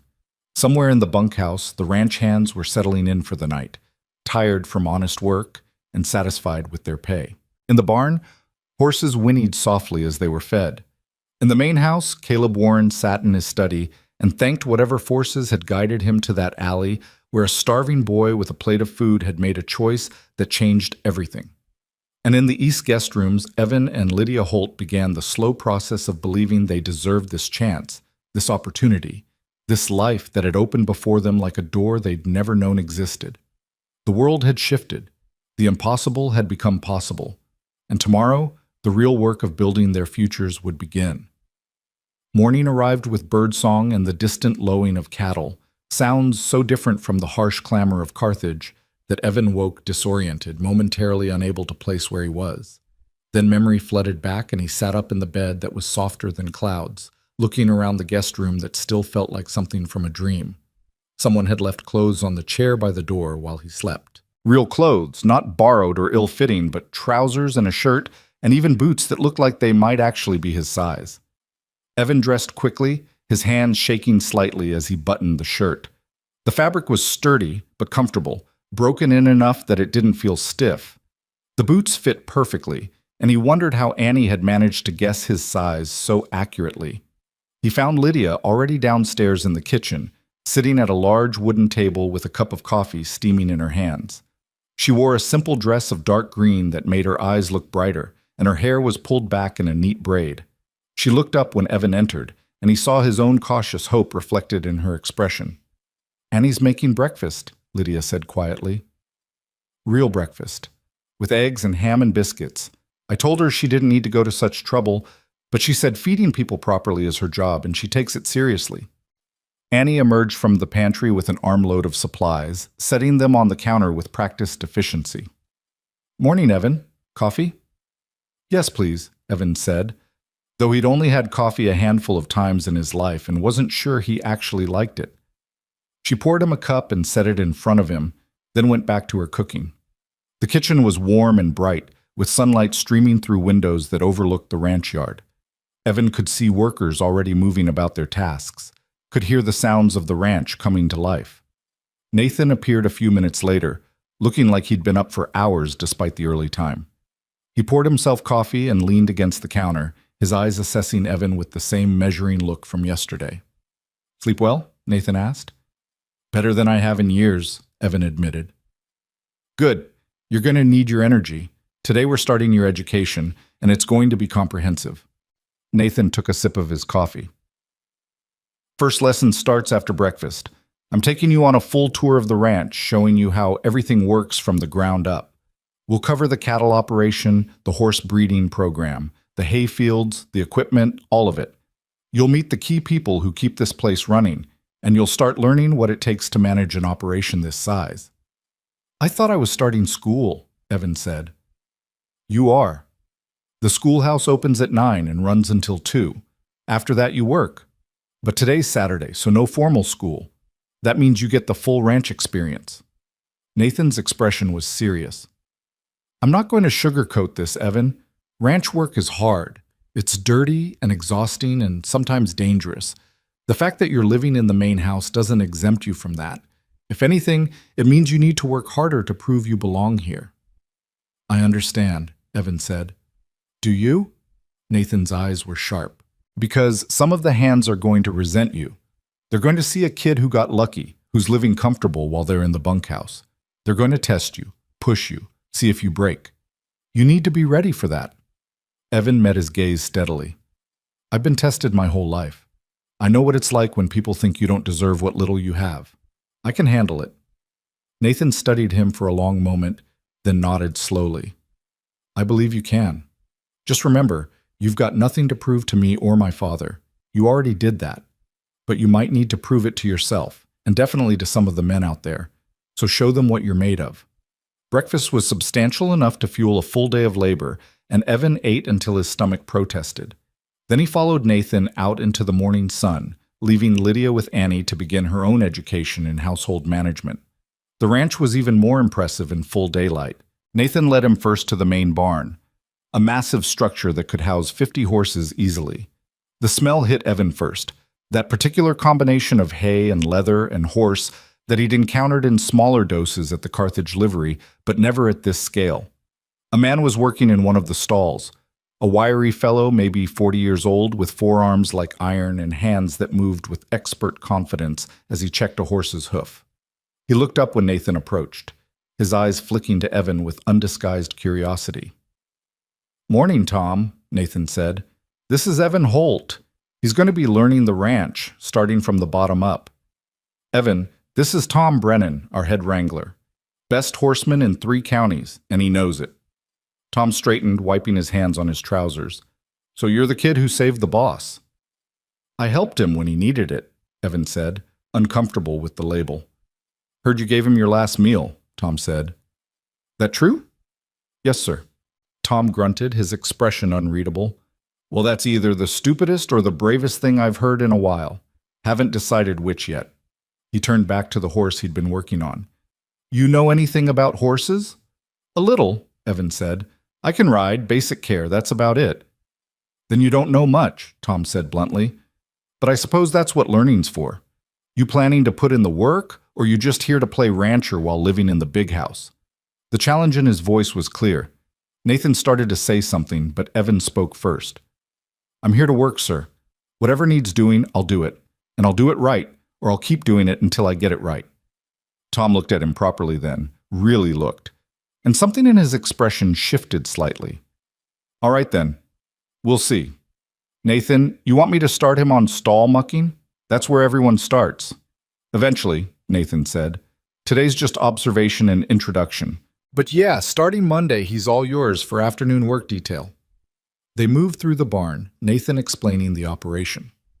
Iron Ridge bred and trained horses, selling them to ranchers throughout Texas and beyond. The breeding program was carefully managed, bloodlines tracked in ledgers that went back decades. Each horse had a purpose, whether for cattle work, long-distance riding, or the carriage horses that were becoming increasingly popular in the cities. From the barn, they went to the cattle pens, where hundreds of longhorns milled in organized chaos. The cattle boss was a man named Samuel Rodriguez, weathered and quiet, who spoke more with his hands than his words. He showed Evan how they sorted the cattle, how they identified the different quality grades, how they managed the breeding to improve the herd year after year. Ranching isn't just about having cattle, Samuel explained, his accent carrying the musical lilt of his Mexican heritage. It's about having the right cattle, strong bloodlines, good meat, animals that can survive the drive to market. Your father, he understands this. He built Iron Ridge by being smarter than the competition, not just by having more land. He's not my father, Evan said automatically, then felt heat rise in his face at the presumption. Samuel looked at him with eyes that had seen much in his 50-some years. Maybe not by blood, but Senor Warren, he doesn't bring people into his home lightly. If he says you're family, then in the ways that matter, you are. Blood is just one way to make a family, muchacho, not the only way. They continued through the ranch, each stop revealing another layer of complexity. The hayfields where crops were grown to feed the livestock through winter.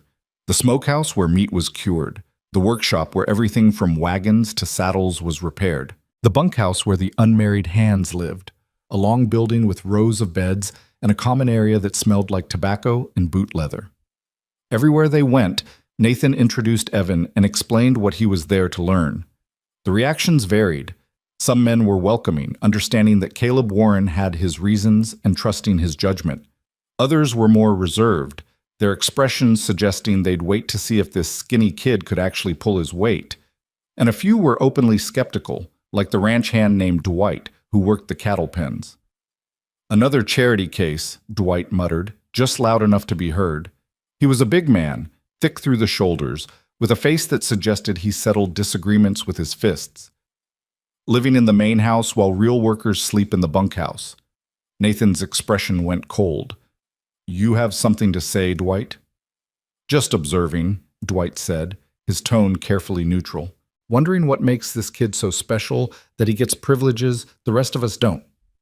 What makes him special is that he saved Mr. Warren's life, Nathan said flatly, which means he's done more for this ranch than you have in the 3 years you've worked here. Now either get back to work or collect your pay and move on. Your choice. Dwight's jaw tightened, but he turned back to his work without another word. Nathan led Evan away, his stride quick with suppressed anger. Don't let men like that get to you, Nathan said when they were out of earshot. Every outfit has a few who think the only thing that matters is how much you can drink and how hard you can hit. They don't understand that running a ranch takes more than muscle. He's not wrong, though, Evan said quietly. I am living in the main house. I haven't earned it. Nathan stopped walking and turned to face Evan directly. Listen to me carefully. My father could have died in that alley. Could have died from infection or fever or just from giving up. Instead, he's alive because you made a choice that most people wouldn't make. You didn't just save his life. You gave him back his identity, his family, his future. You think that's not worth a room in the house? I just did what seemed right, Evan said. Exactly, Nathan said.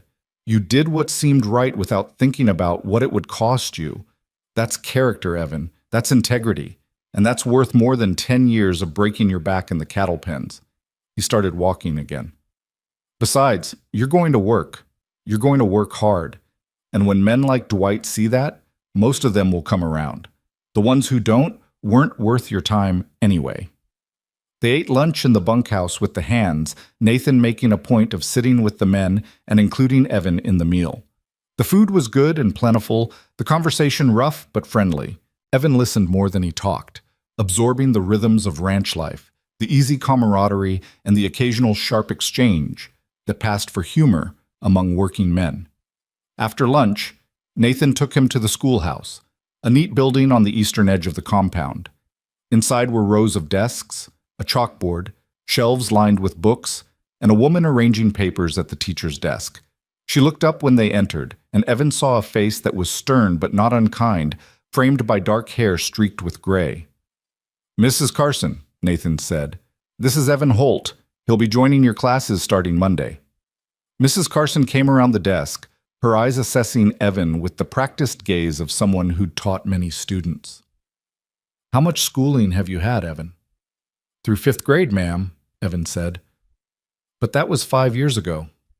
I've been teaching myself since, mostly reading when I could find books." "What have you been reading?" she asked. "Whatever I could get, some history, some literature, a farmer's almanac, parts of the Bible." "Mathematics?" "Basic arithmetic, addition, subtraction, multiplication, division, some fractions." Mrs. Carson nodded thoughtfully. "That's a better foundation than many students I've had. We'll assess your level properly Monday and place you accordingly. The school serves children from 6 to 16, but we group by ability rather than age. You'll likely be working with the older students in most subjects, possibly some younger ones in mathematics depending on your comfort level." "Yes, ma'am," Evan said. "School runs 9 to 2, 5 days a week," Mrs. Carson continued. "Attendance is mandatory unless you're ill or there's a ranch emergency. I expect punctuality, completed assignments, and respectful behavior.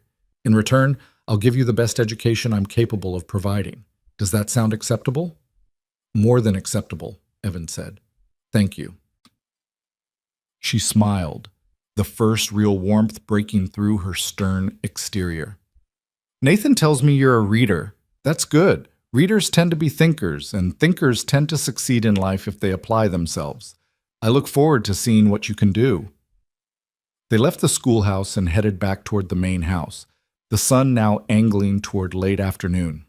Evan's head was spinning with everything he'd seen and learned, the sheer scope of the operation overwhelming his capacity to process it all at once. "Too much?" Nathan asked, reading his expression. "A lot," Evan admitted, "but I'll figure it out." "You will," Nathan agreed. "Just remember, nobody expects you to learn everything in a day. This is a marathon, not a sprint." They found Caleb on the front porch, sitting in a rocking chair with a glass of what looked like whiskey, and watching the ranch wind down for the evening. He looked up when they approached, his face breaking into a smile. "How'd the tour go?" he asked. "Comprehensively overwhelming," Nathan said with a slight grin. He met Tom, Samuel, half the hands, Mrs. Carson, and got his first taste of ranch politics, courtesy of Dwight being Dwight.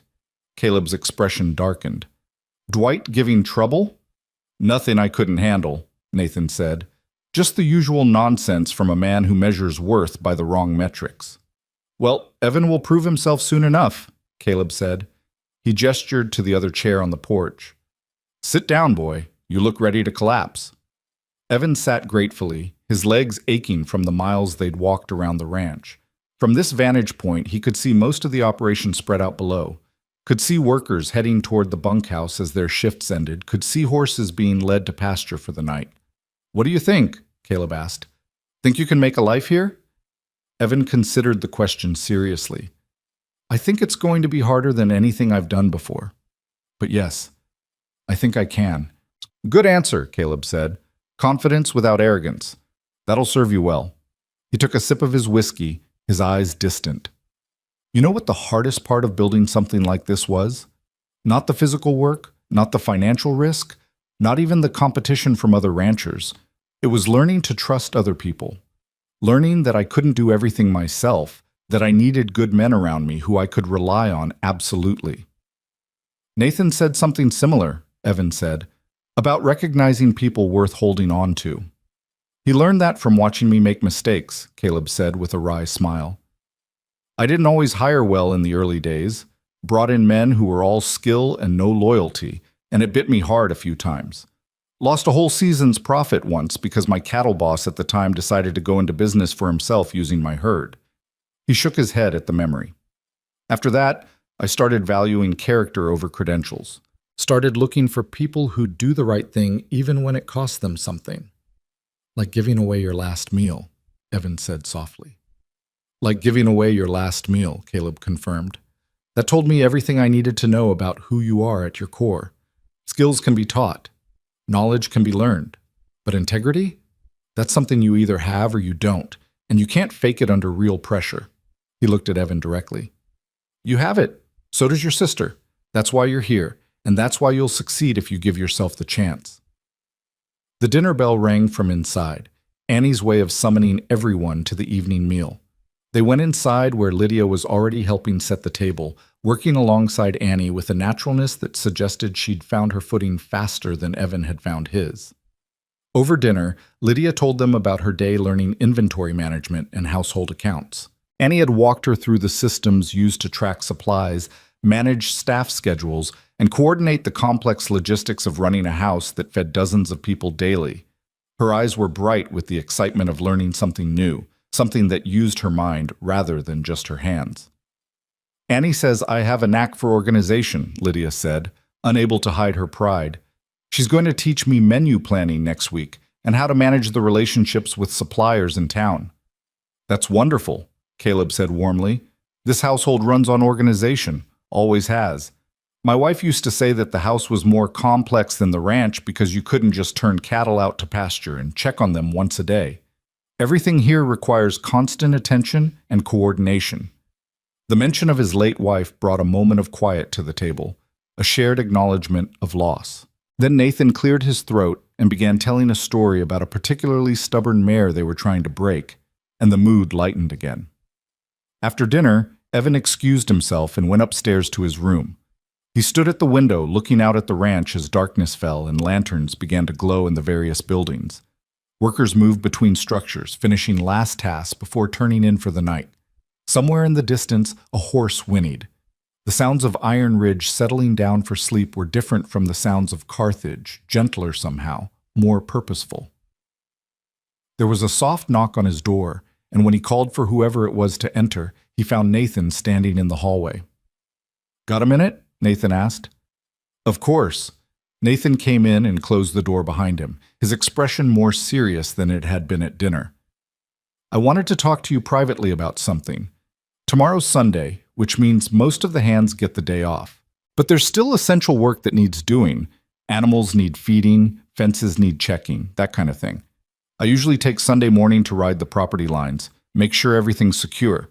I'd like you to come with me. All right, Evan said, though he wasn't sure why this required a private conversation. It's a long ride, Nathan continued.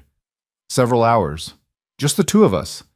And I want to be clear about what that means. It means I'm going to ask you questions about your life, about your plans, about what you want from your future. And I expect honest answers, even if you think I won't like them. Can you do that? I don't know any other way to be, Evan said. Nathan smiled slightly. Good. Because here's the thing, Evan, my father's already decided you're part of this family, and when he makes up his mind about something, he doesn't change it. But I need to understand you for myself, need to know what drives you, what scares you, what you're willing to fight for. Because someday this ranch is going to be mine to run, and I need to know if you're someone I can build that future with. The weight of it settled over Evan like a physical thing. Nathan wasn't just being friendly, wasn't just following his father's instructions. He was assessing, evaluating, deciding whether Evan was worth the investment not just of money and resources, but of trust. I understand, Evan said, and I'll answer anything you ask. I believe you will, Nathan said. He moved toward the door, then paused. For what it's worth, I'm already inclined to believe you're exactly what my father says you are. But I learned a long time ago that inclination isn't the same as certainty. Tomorrow's ride will give us both some certainty. After Nathan left, Evan sat on his bed and thought about what the next day might bring. Questions about his character, his values, his goals.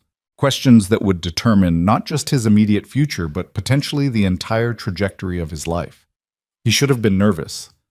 Should have been terrified, actually. But instead, he felt something else.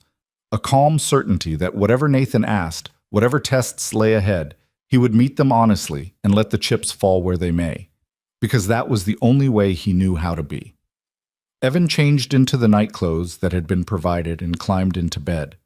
The sheets were clean and cool, the pillow soft beneath his head.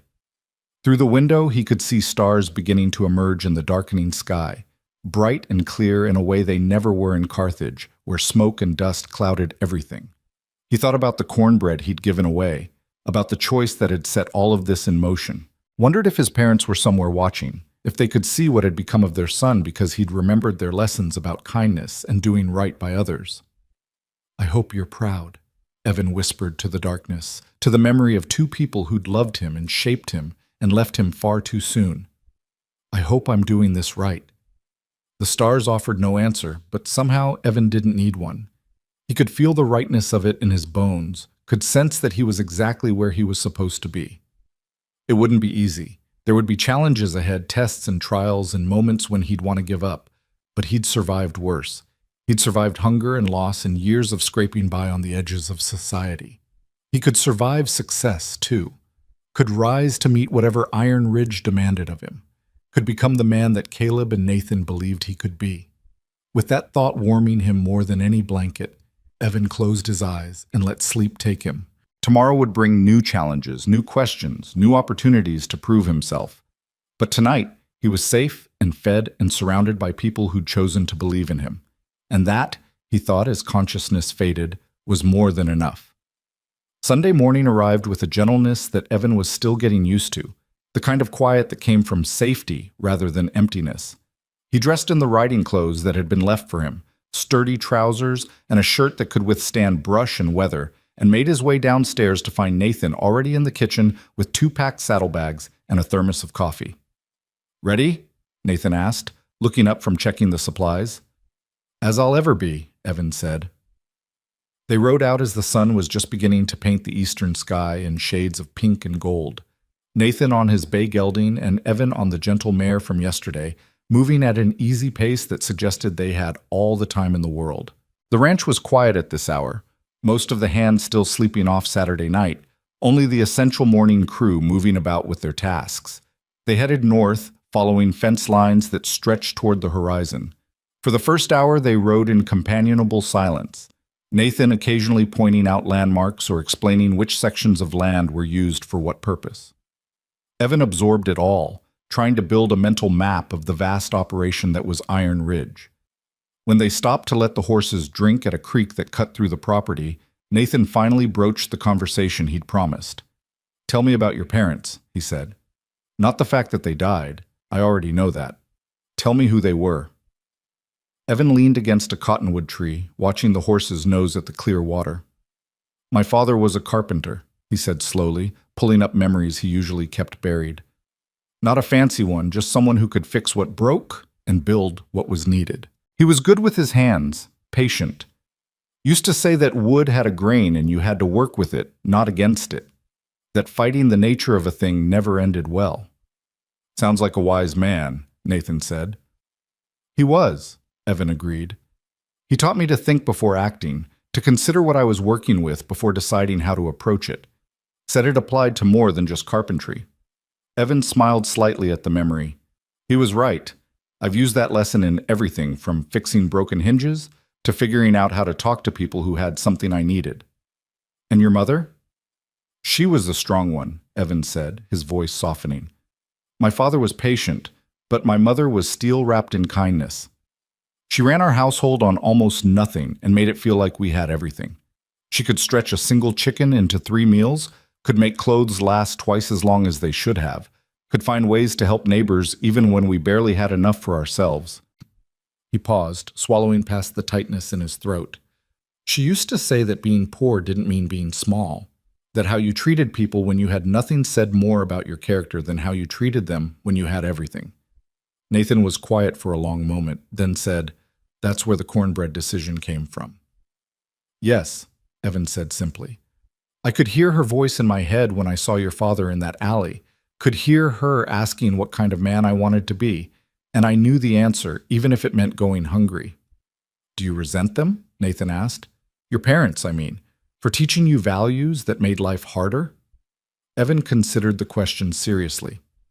"No," he said finally, "because without those values, I'd just be another kid scraping by with no particular reason to be proud of myself. At least this way, when I look in the mirror, I know I'm the person they raised me to be. That counts for something." They remounted and continued riding, the sun climbing higher and the day warming around them. Nathan asked more questions, seemingly casual but clearly purposeful. What did Evan want from his education? What interested him beyond just survival? If he could be anything in the world, what would he choose?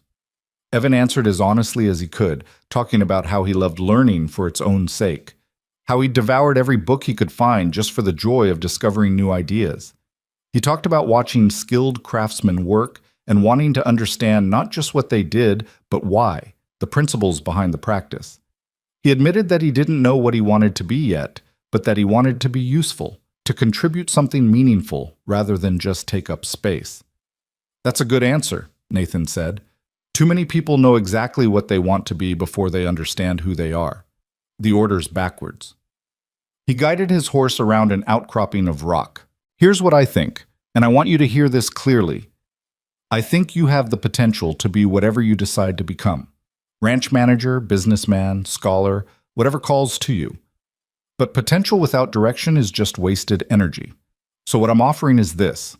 I'll help you find that direction. I'll expose you to different aspects of the ranch, different types of work, different ways of thinking about problems.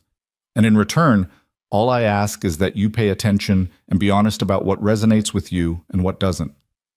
"That's more than fair," Evan said. "It's also self-interested," Nathan said bluntly. "Because in 10 years I need people around me who know themselves well enough to play to their strengths. I don't need 10 versions of me. I need people who are good at things I'm not, who think differently than I do, who can see angles I might miss. Diversity of talent and thought, that's what makes an operation like this work." He looked at Evan directly. "I think you might be one of those people, but we won't know until you've had time to explore and develop." They stopped for lunch on a high ridge that overlooked a significant portion of the ranch. Nathan unpacked sandwiches and coffee from the saddlebags, and they ate while looking out at the land that stretched toward the horizon. From this vantage point, Evan could see several of the herds, small clusters of dark shapes against the green and brown landscape. Could see the snake of the river winding through the valley.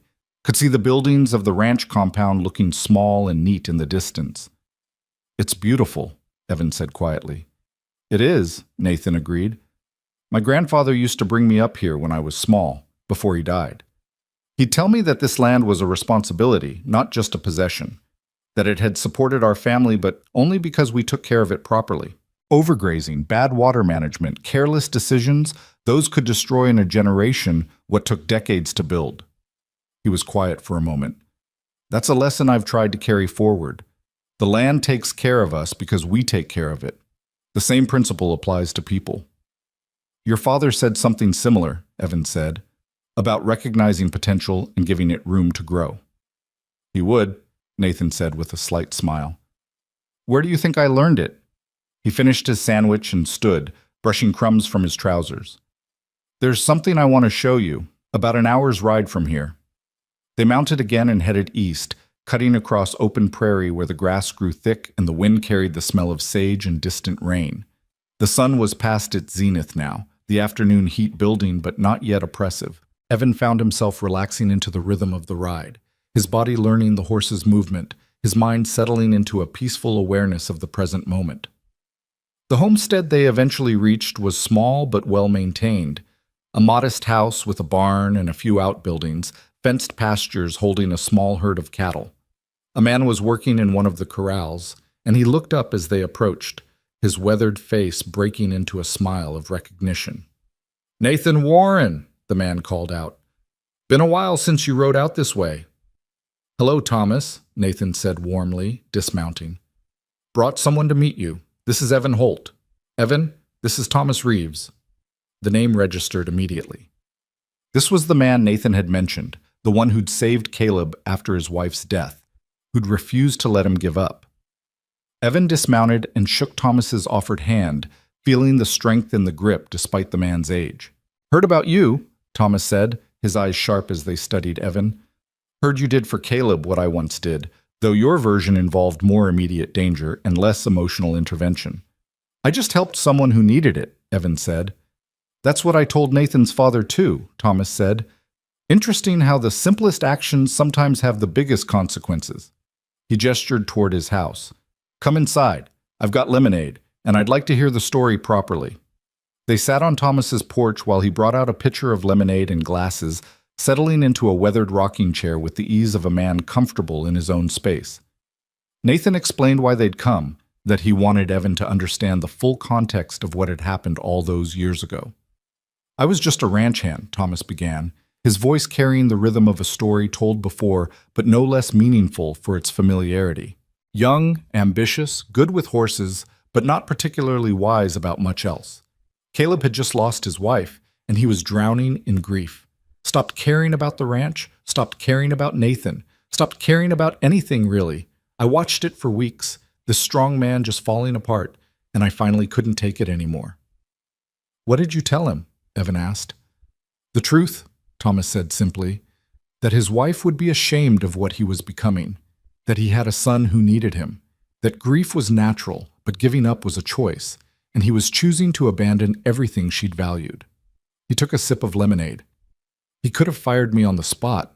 Instead, he broke down completely, really let himself feel all of it, and then he came back to life. And he made you ranch foreman, Nathan added, promoted you beyond your experience because he valued what you'd done. I earned that position, Thomas corrected gently. He gave me the opportunity, but I had to prove I could handle it. Took me years to grow into the role. He looked at Evan thoughtfully. That's what I want you to understand, son. When someone gives you a chance like Caleb's giving you, it's not a free ride. It's a starting line. The race is still yours to run. I know, Evan said. I'm ready to run it. Good, Thomas said. Then here's my advice. Earned over 30 years of watching this ranch and these people. First, don't try to repay the debt. It can't be repaid, and trying will just make you resentful. Instead, pay it forward when the time comes. Second, don't let gratitude turn into obligation. Be grateful, but make your choices based on what's right for you, not what you think they want from you. And third, fail openly and honestly. Everyone fails at something. The ones who succeed are the ones who admit their failures quickly and learn from them instead of hiding and making things worse. Evan absorbed the words, feeling their weight and wisdom.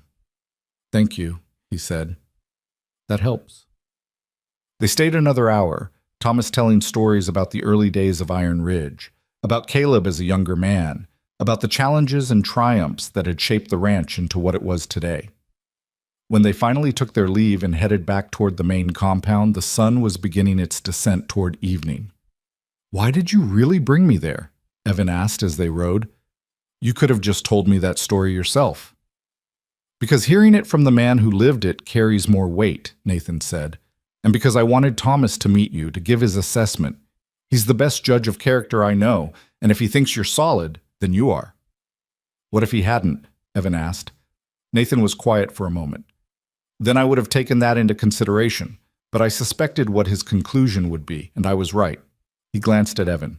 He pulled me aside while you were admiring his horses. Said you remind him of himself at that age. Hungry not just for food, but for purpose. Willing to work, but needing guidance.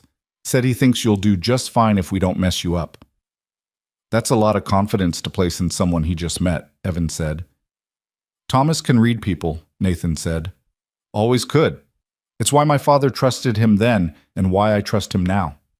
He paused. Here's what I want you to understand, Evan. This ride, these questions, Thomas's assessment, none of it was really about testing you. You'd already passed the only test that mattered when you gave my father that cornbread. Today was about helping you understand what you've stepped into, what the expectations are, and what kind of support you'll have. And, Evan asked, What have I stepped into? A family that's built on merit and loyalty rather than blood, Nathan said. A business that demands your best but rewards it fairly. An opportunity to become more than survival ever would have let you be. He smiled. No pressure. Evan laughed despite himself. Right, no pressure at all. They rode the rest of the way in comfortable silence, arriving back at the ranch as the workers were heading to dinner. Evan helped Nathan unsaddle and brush down the horses, learning the proper technique and the care that went into maintaining healthy animals. By the time they finished and headed to the main house, Evan felt like he'd completed something significant, though he couldn't have articulated exactly what. Dinner that night was festive. Annie had prepared a special Sunday meal, and Caleb had invited several of the senior hands to join them. The dining room was full of conversation and laughter, stories being swapped and good-natured arguments about cattle breeding techniques, and the best way to break a particularly stubborn horse. Evan sat between Lydia and Samuel Rodriguez, listening more than contributing but feeling increasingly comfortable in the flow of it all. Lydia was animated in a way he hadn't seen in years, telling Annie about a system she'd devised for tracking household inventory that would make ordering more efficient.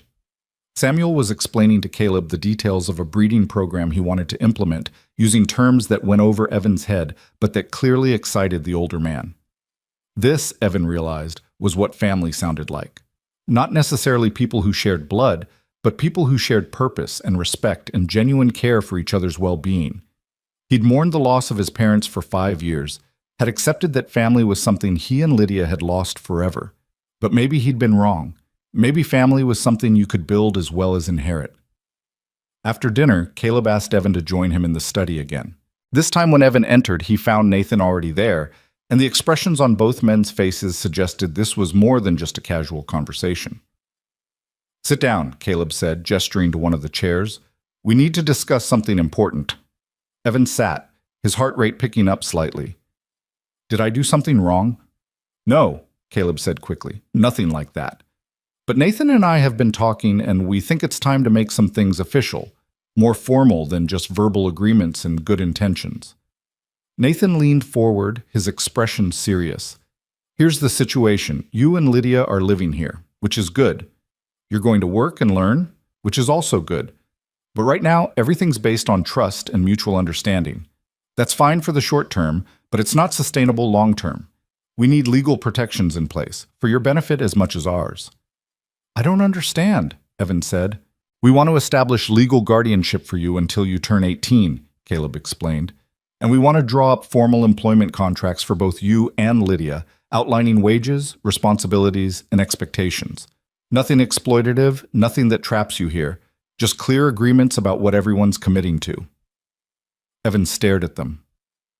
You want to become my legal guardian? With your permission? Yes, Caleb said. It would give you legal protections, make sure you're provided for if something happens to me or Nathan, and frankly, make it easier for me to advocate for you in situations like school enrollment or medical care. You'd keep your name, your independence, your right to make your own choices when you come of age. But until then, you'd have the security of knowing someone has legal responsibility for your well-being. And Lydia? Evan asked. She's 22. She doesn't need a guardian. No, but she needs a fair contract, Nathan said. Annie's already agreed to take her on officially as assistant house manager in training. The contract would specify her wage, which will be competitive with what similar positions pay in other large households. It would outline her duties, her schedule, her benefits, and it would include a provision that if at any point she wants to leave for other opportunities, she can do so with a letter of recommendation and 2 months paid severance. Why are you doing this? Evan asked. The guardianship, I mean. You've already given us so much. Caleb's expression softened. Because legal protections matter, Evan. Because I've seen too many situations where good intentions weren't enough when circumstances changed. What if I die tomorrow? Without guardianship, you'd be an orphan again, subject to whatever the state decided.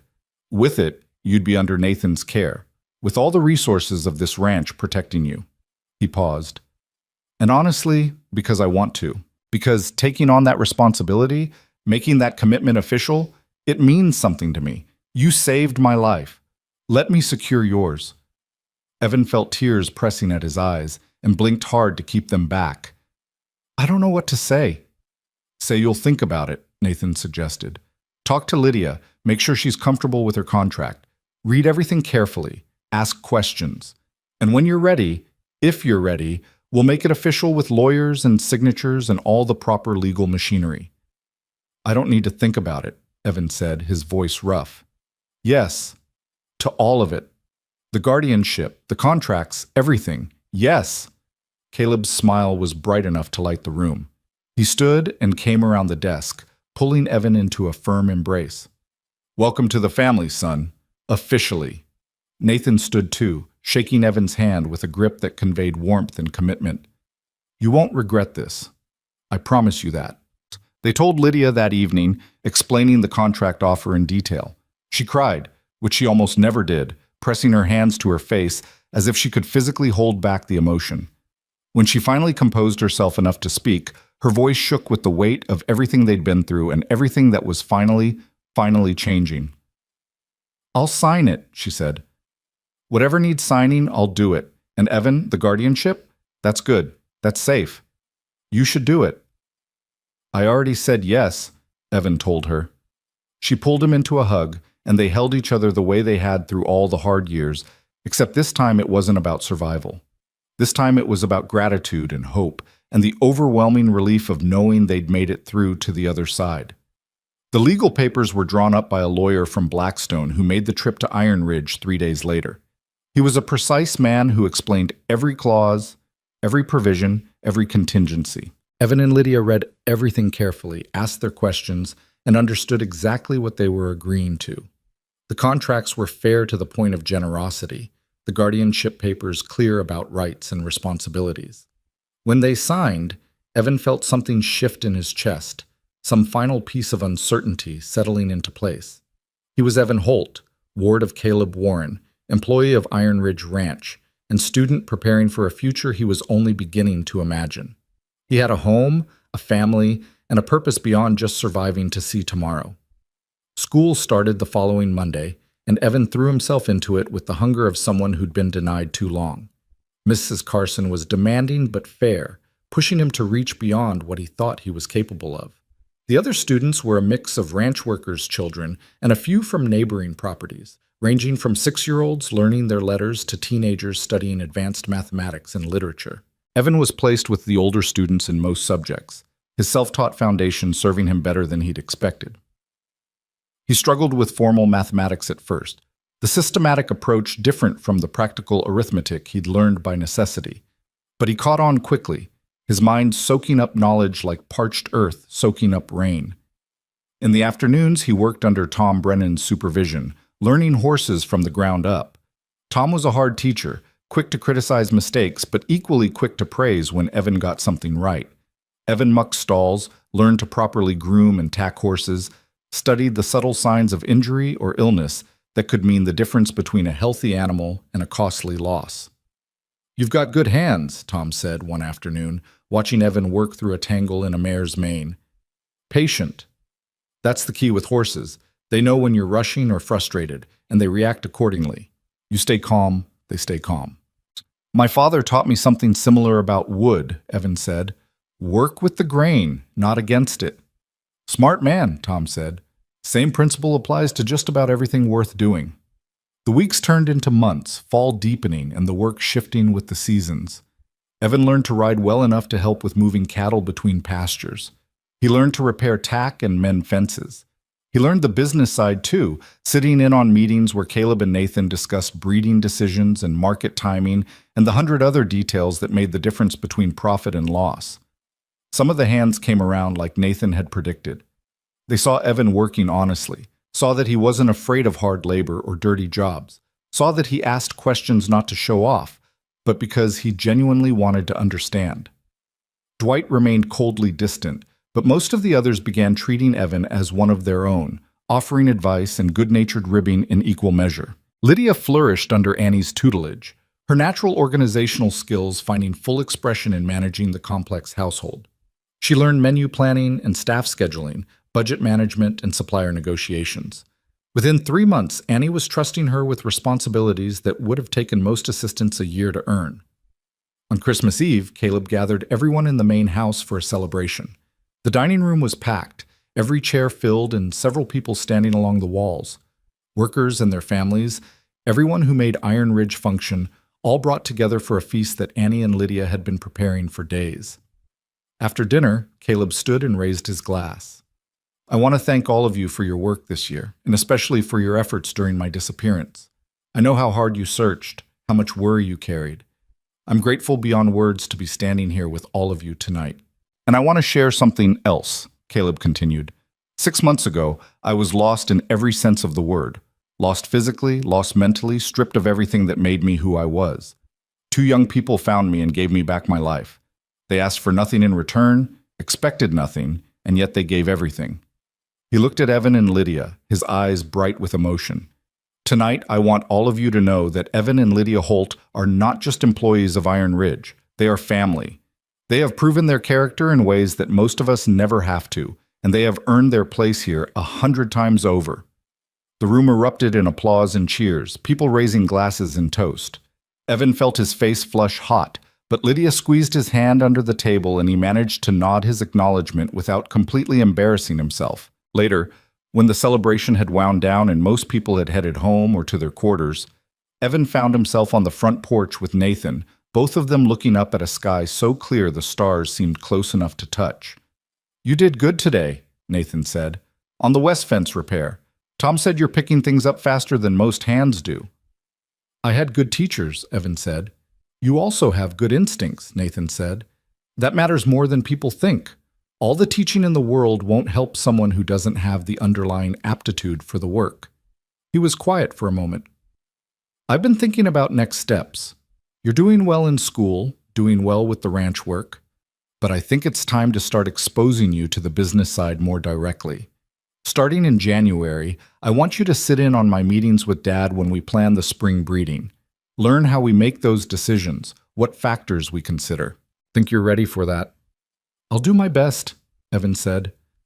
"I know you will," Nathan said. "That's why I'm offering." He turned to look at Evan directly. "You know what impresses me most about you? It's not how hard you work, though that's notable. It's not how fast you learn, though that's also impressive.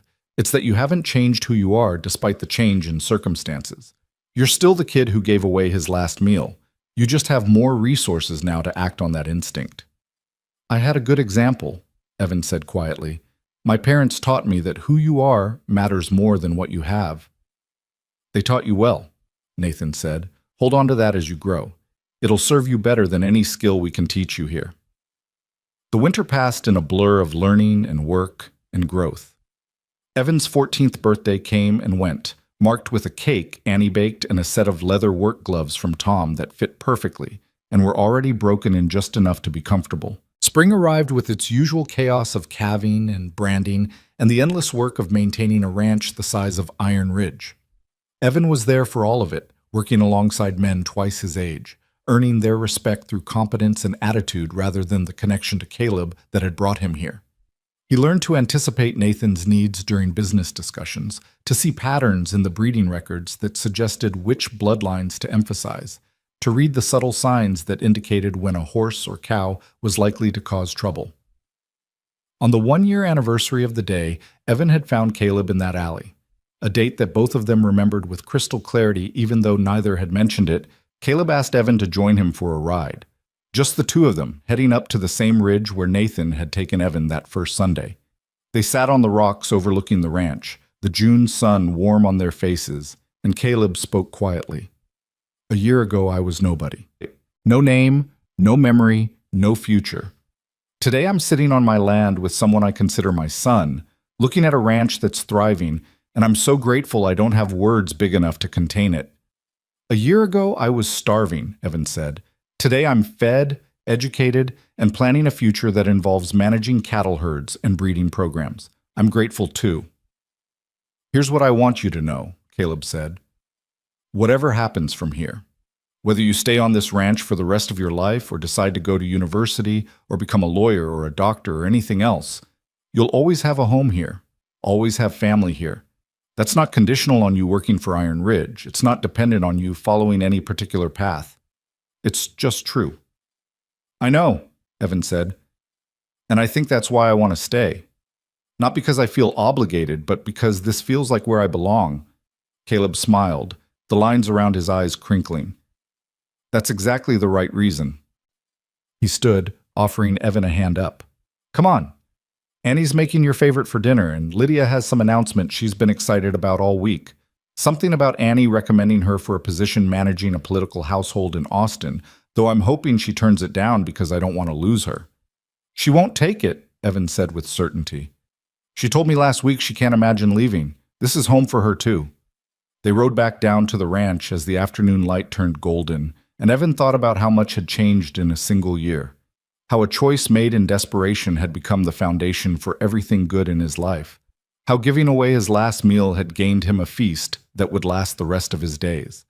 That evening, the family gathered around the dinner table, Caleb and Nathan, Evan and Lydia, Annie, who was family in all but name, and they ate and laughed and planned for futures that were bright with possibility. Outside, the ranch settled into its evening rhythms, hundreds of animals bedding down, workers heading to their rest, the land itself seeming to exhale with satisfaction at another day well lived. Evan looked around the table at these people who'd chosen him, who'd seen worth in a starving boy with nothing to offer but character. He thought about his parents and hoped they could see this, could know that their lessons had borne fruit in ways none of them could have predicted. And he thought about that plate of cornbread, about the choice that had seemed so simple in the moment but had rippled outward to transform everything. One act of kindness, one refusal to let survival override humanity, one boy who'd remembered that being poor didn't mean being small. Sometimes, Evan thought, as Caleb told a story that made everyone laugh, sometimes one choice really could change everything.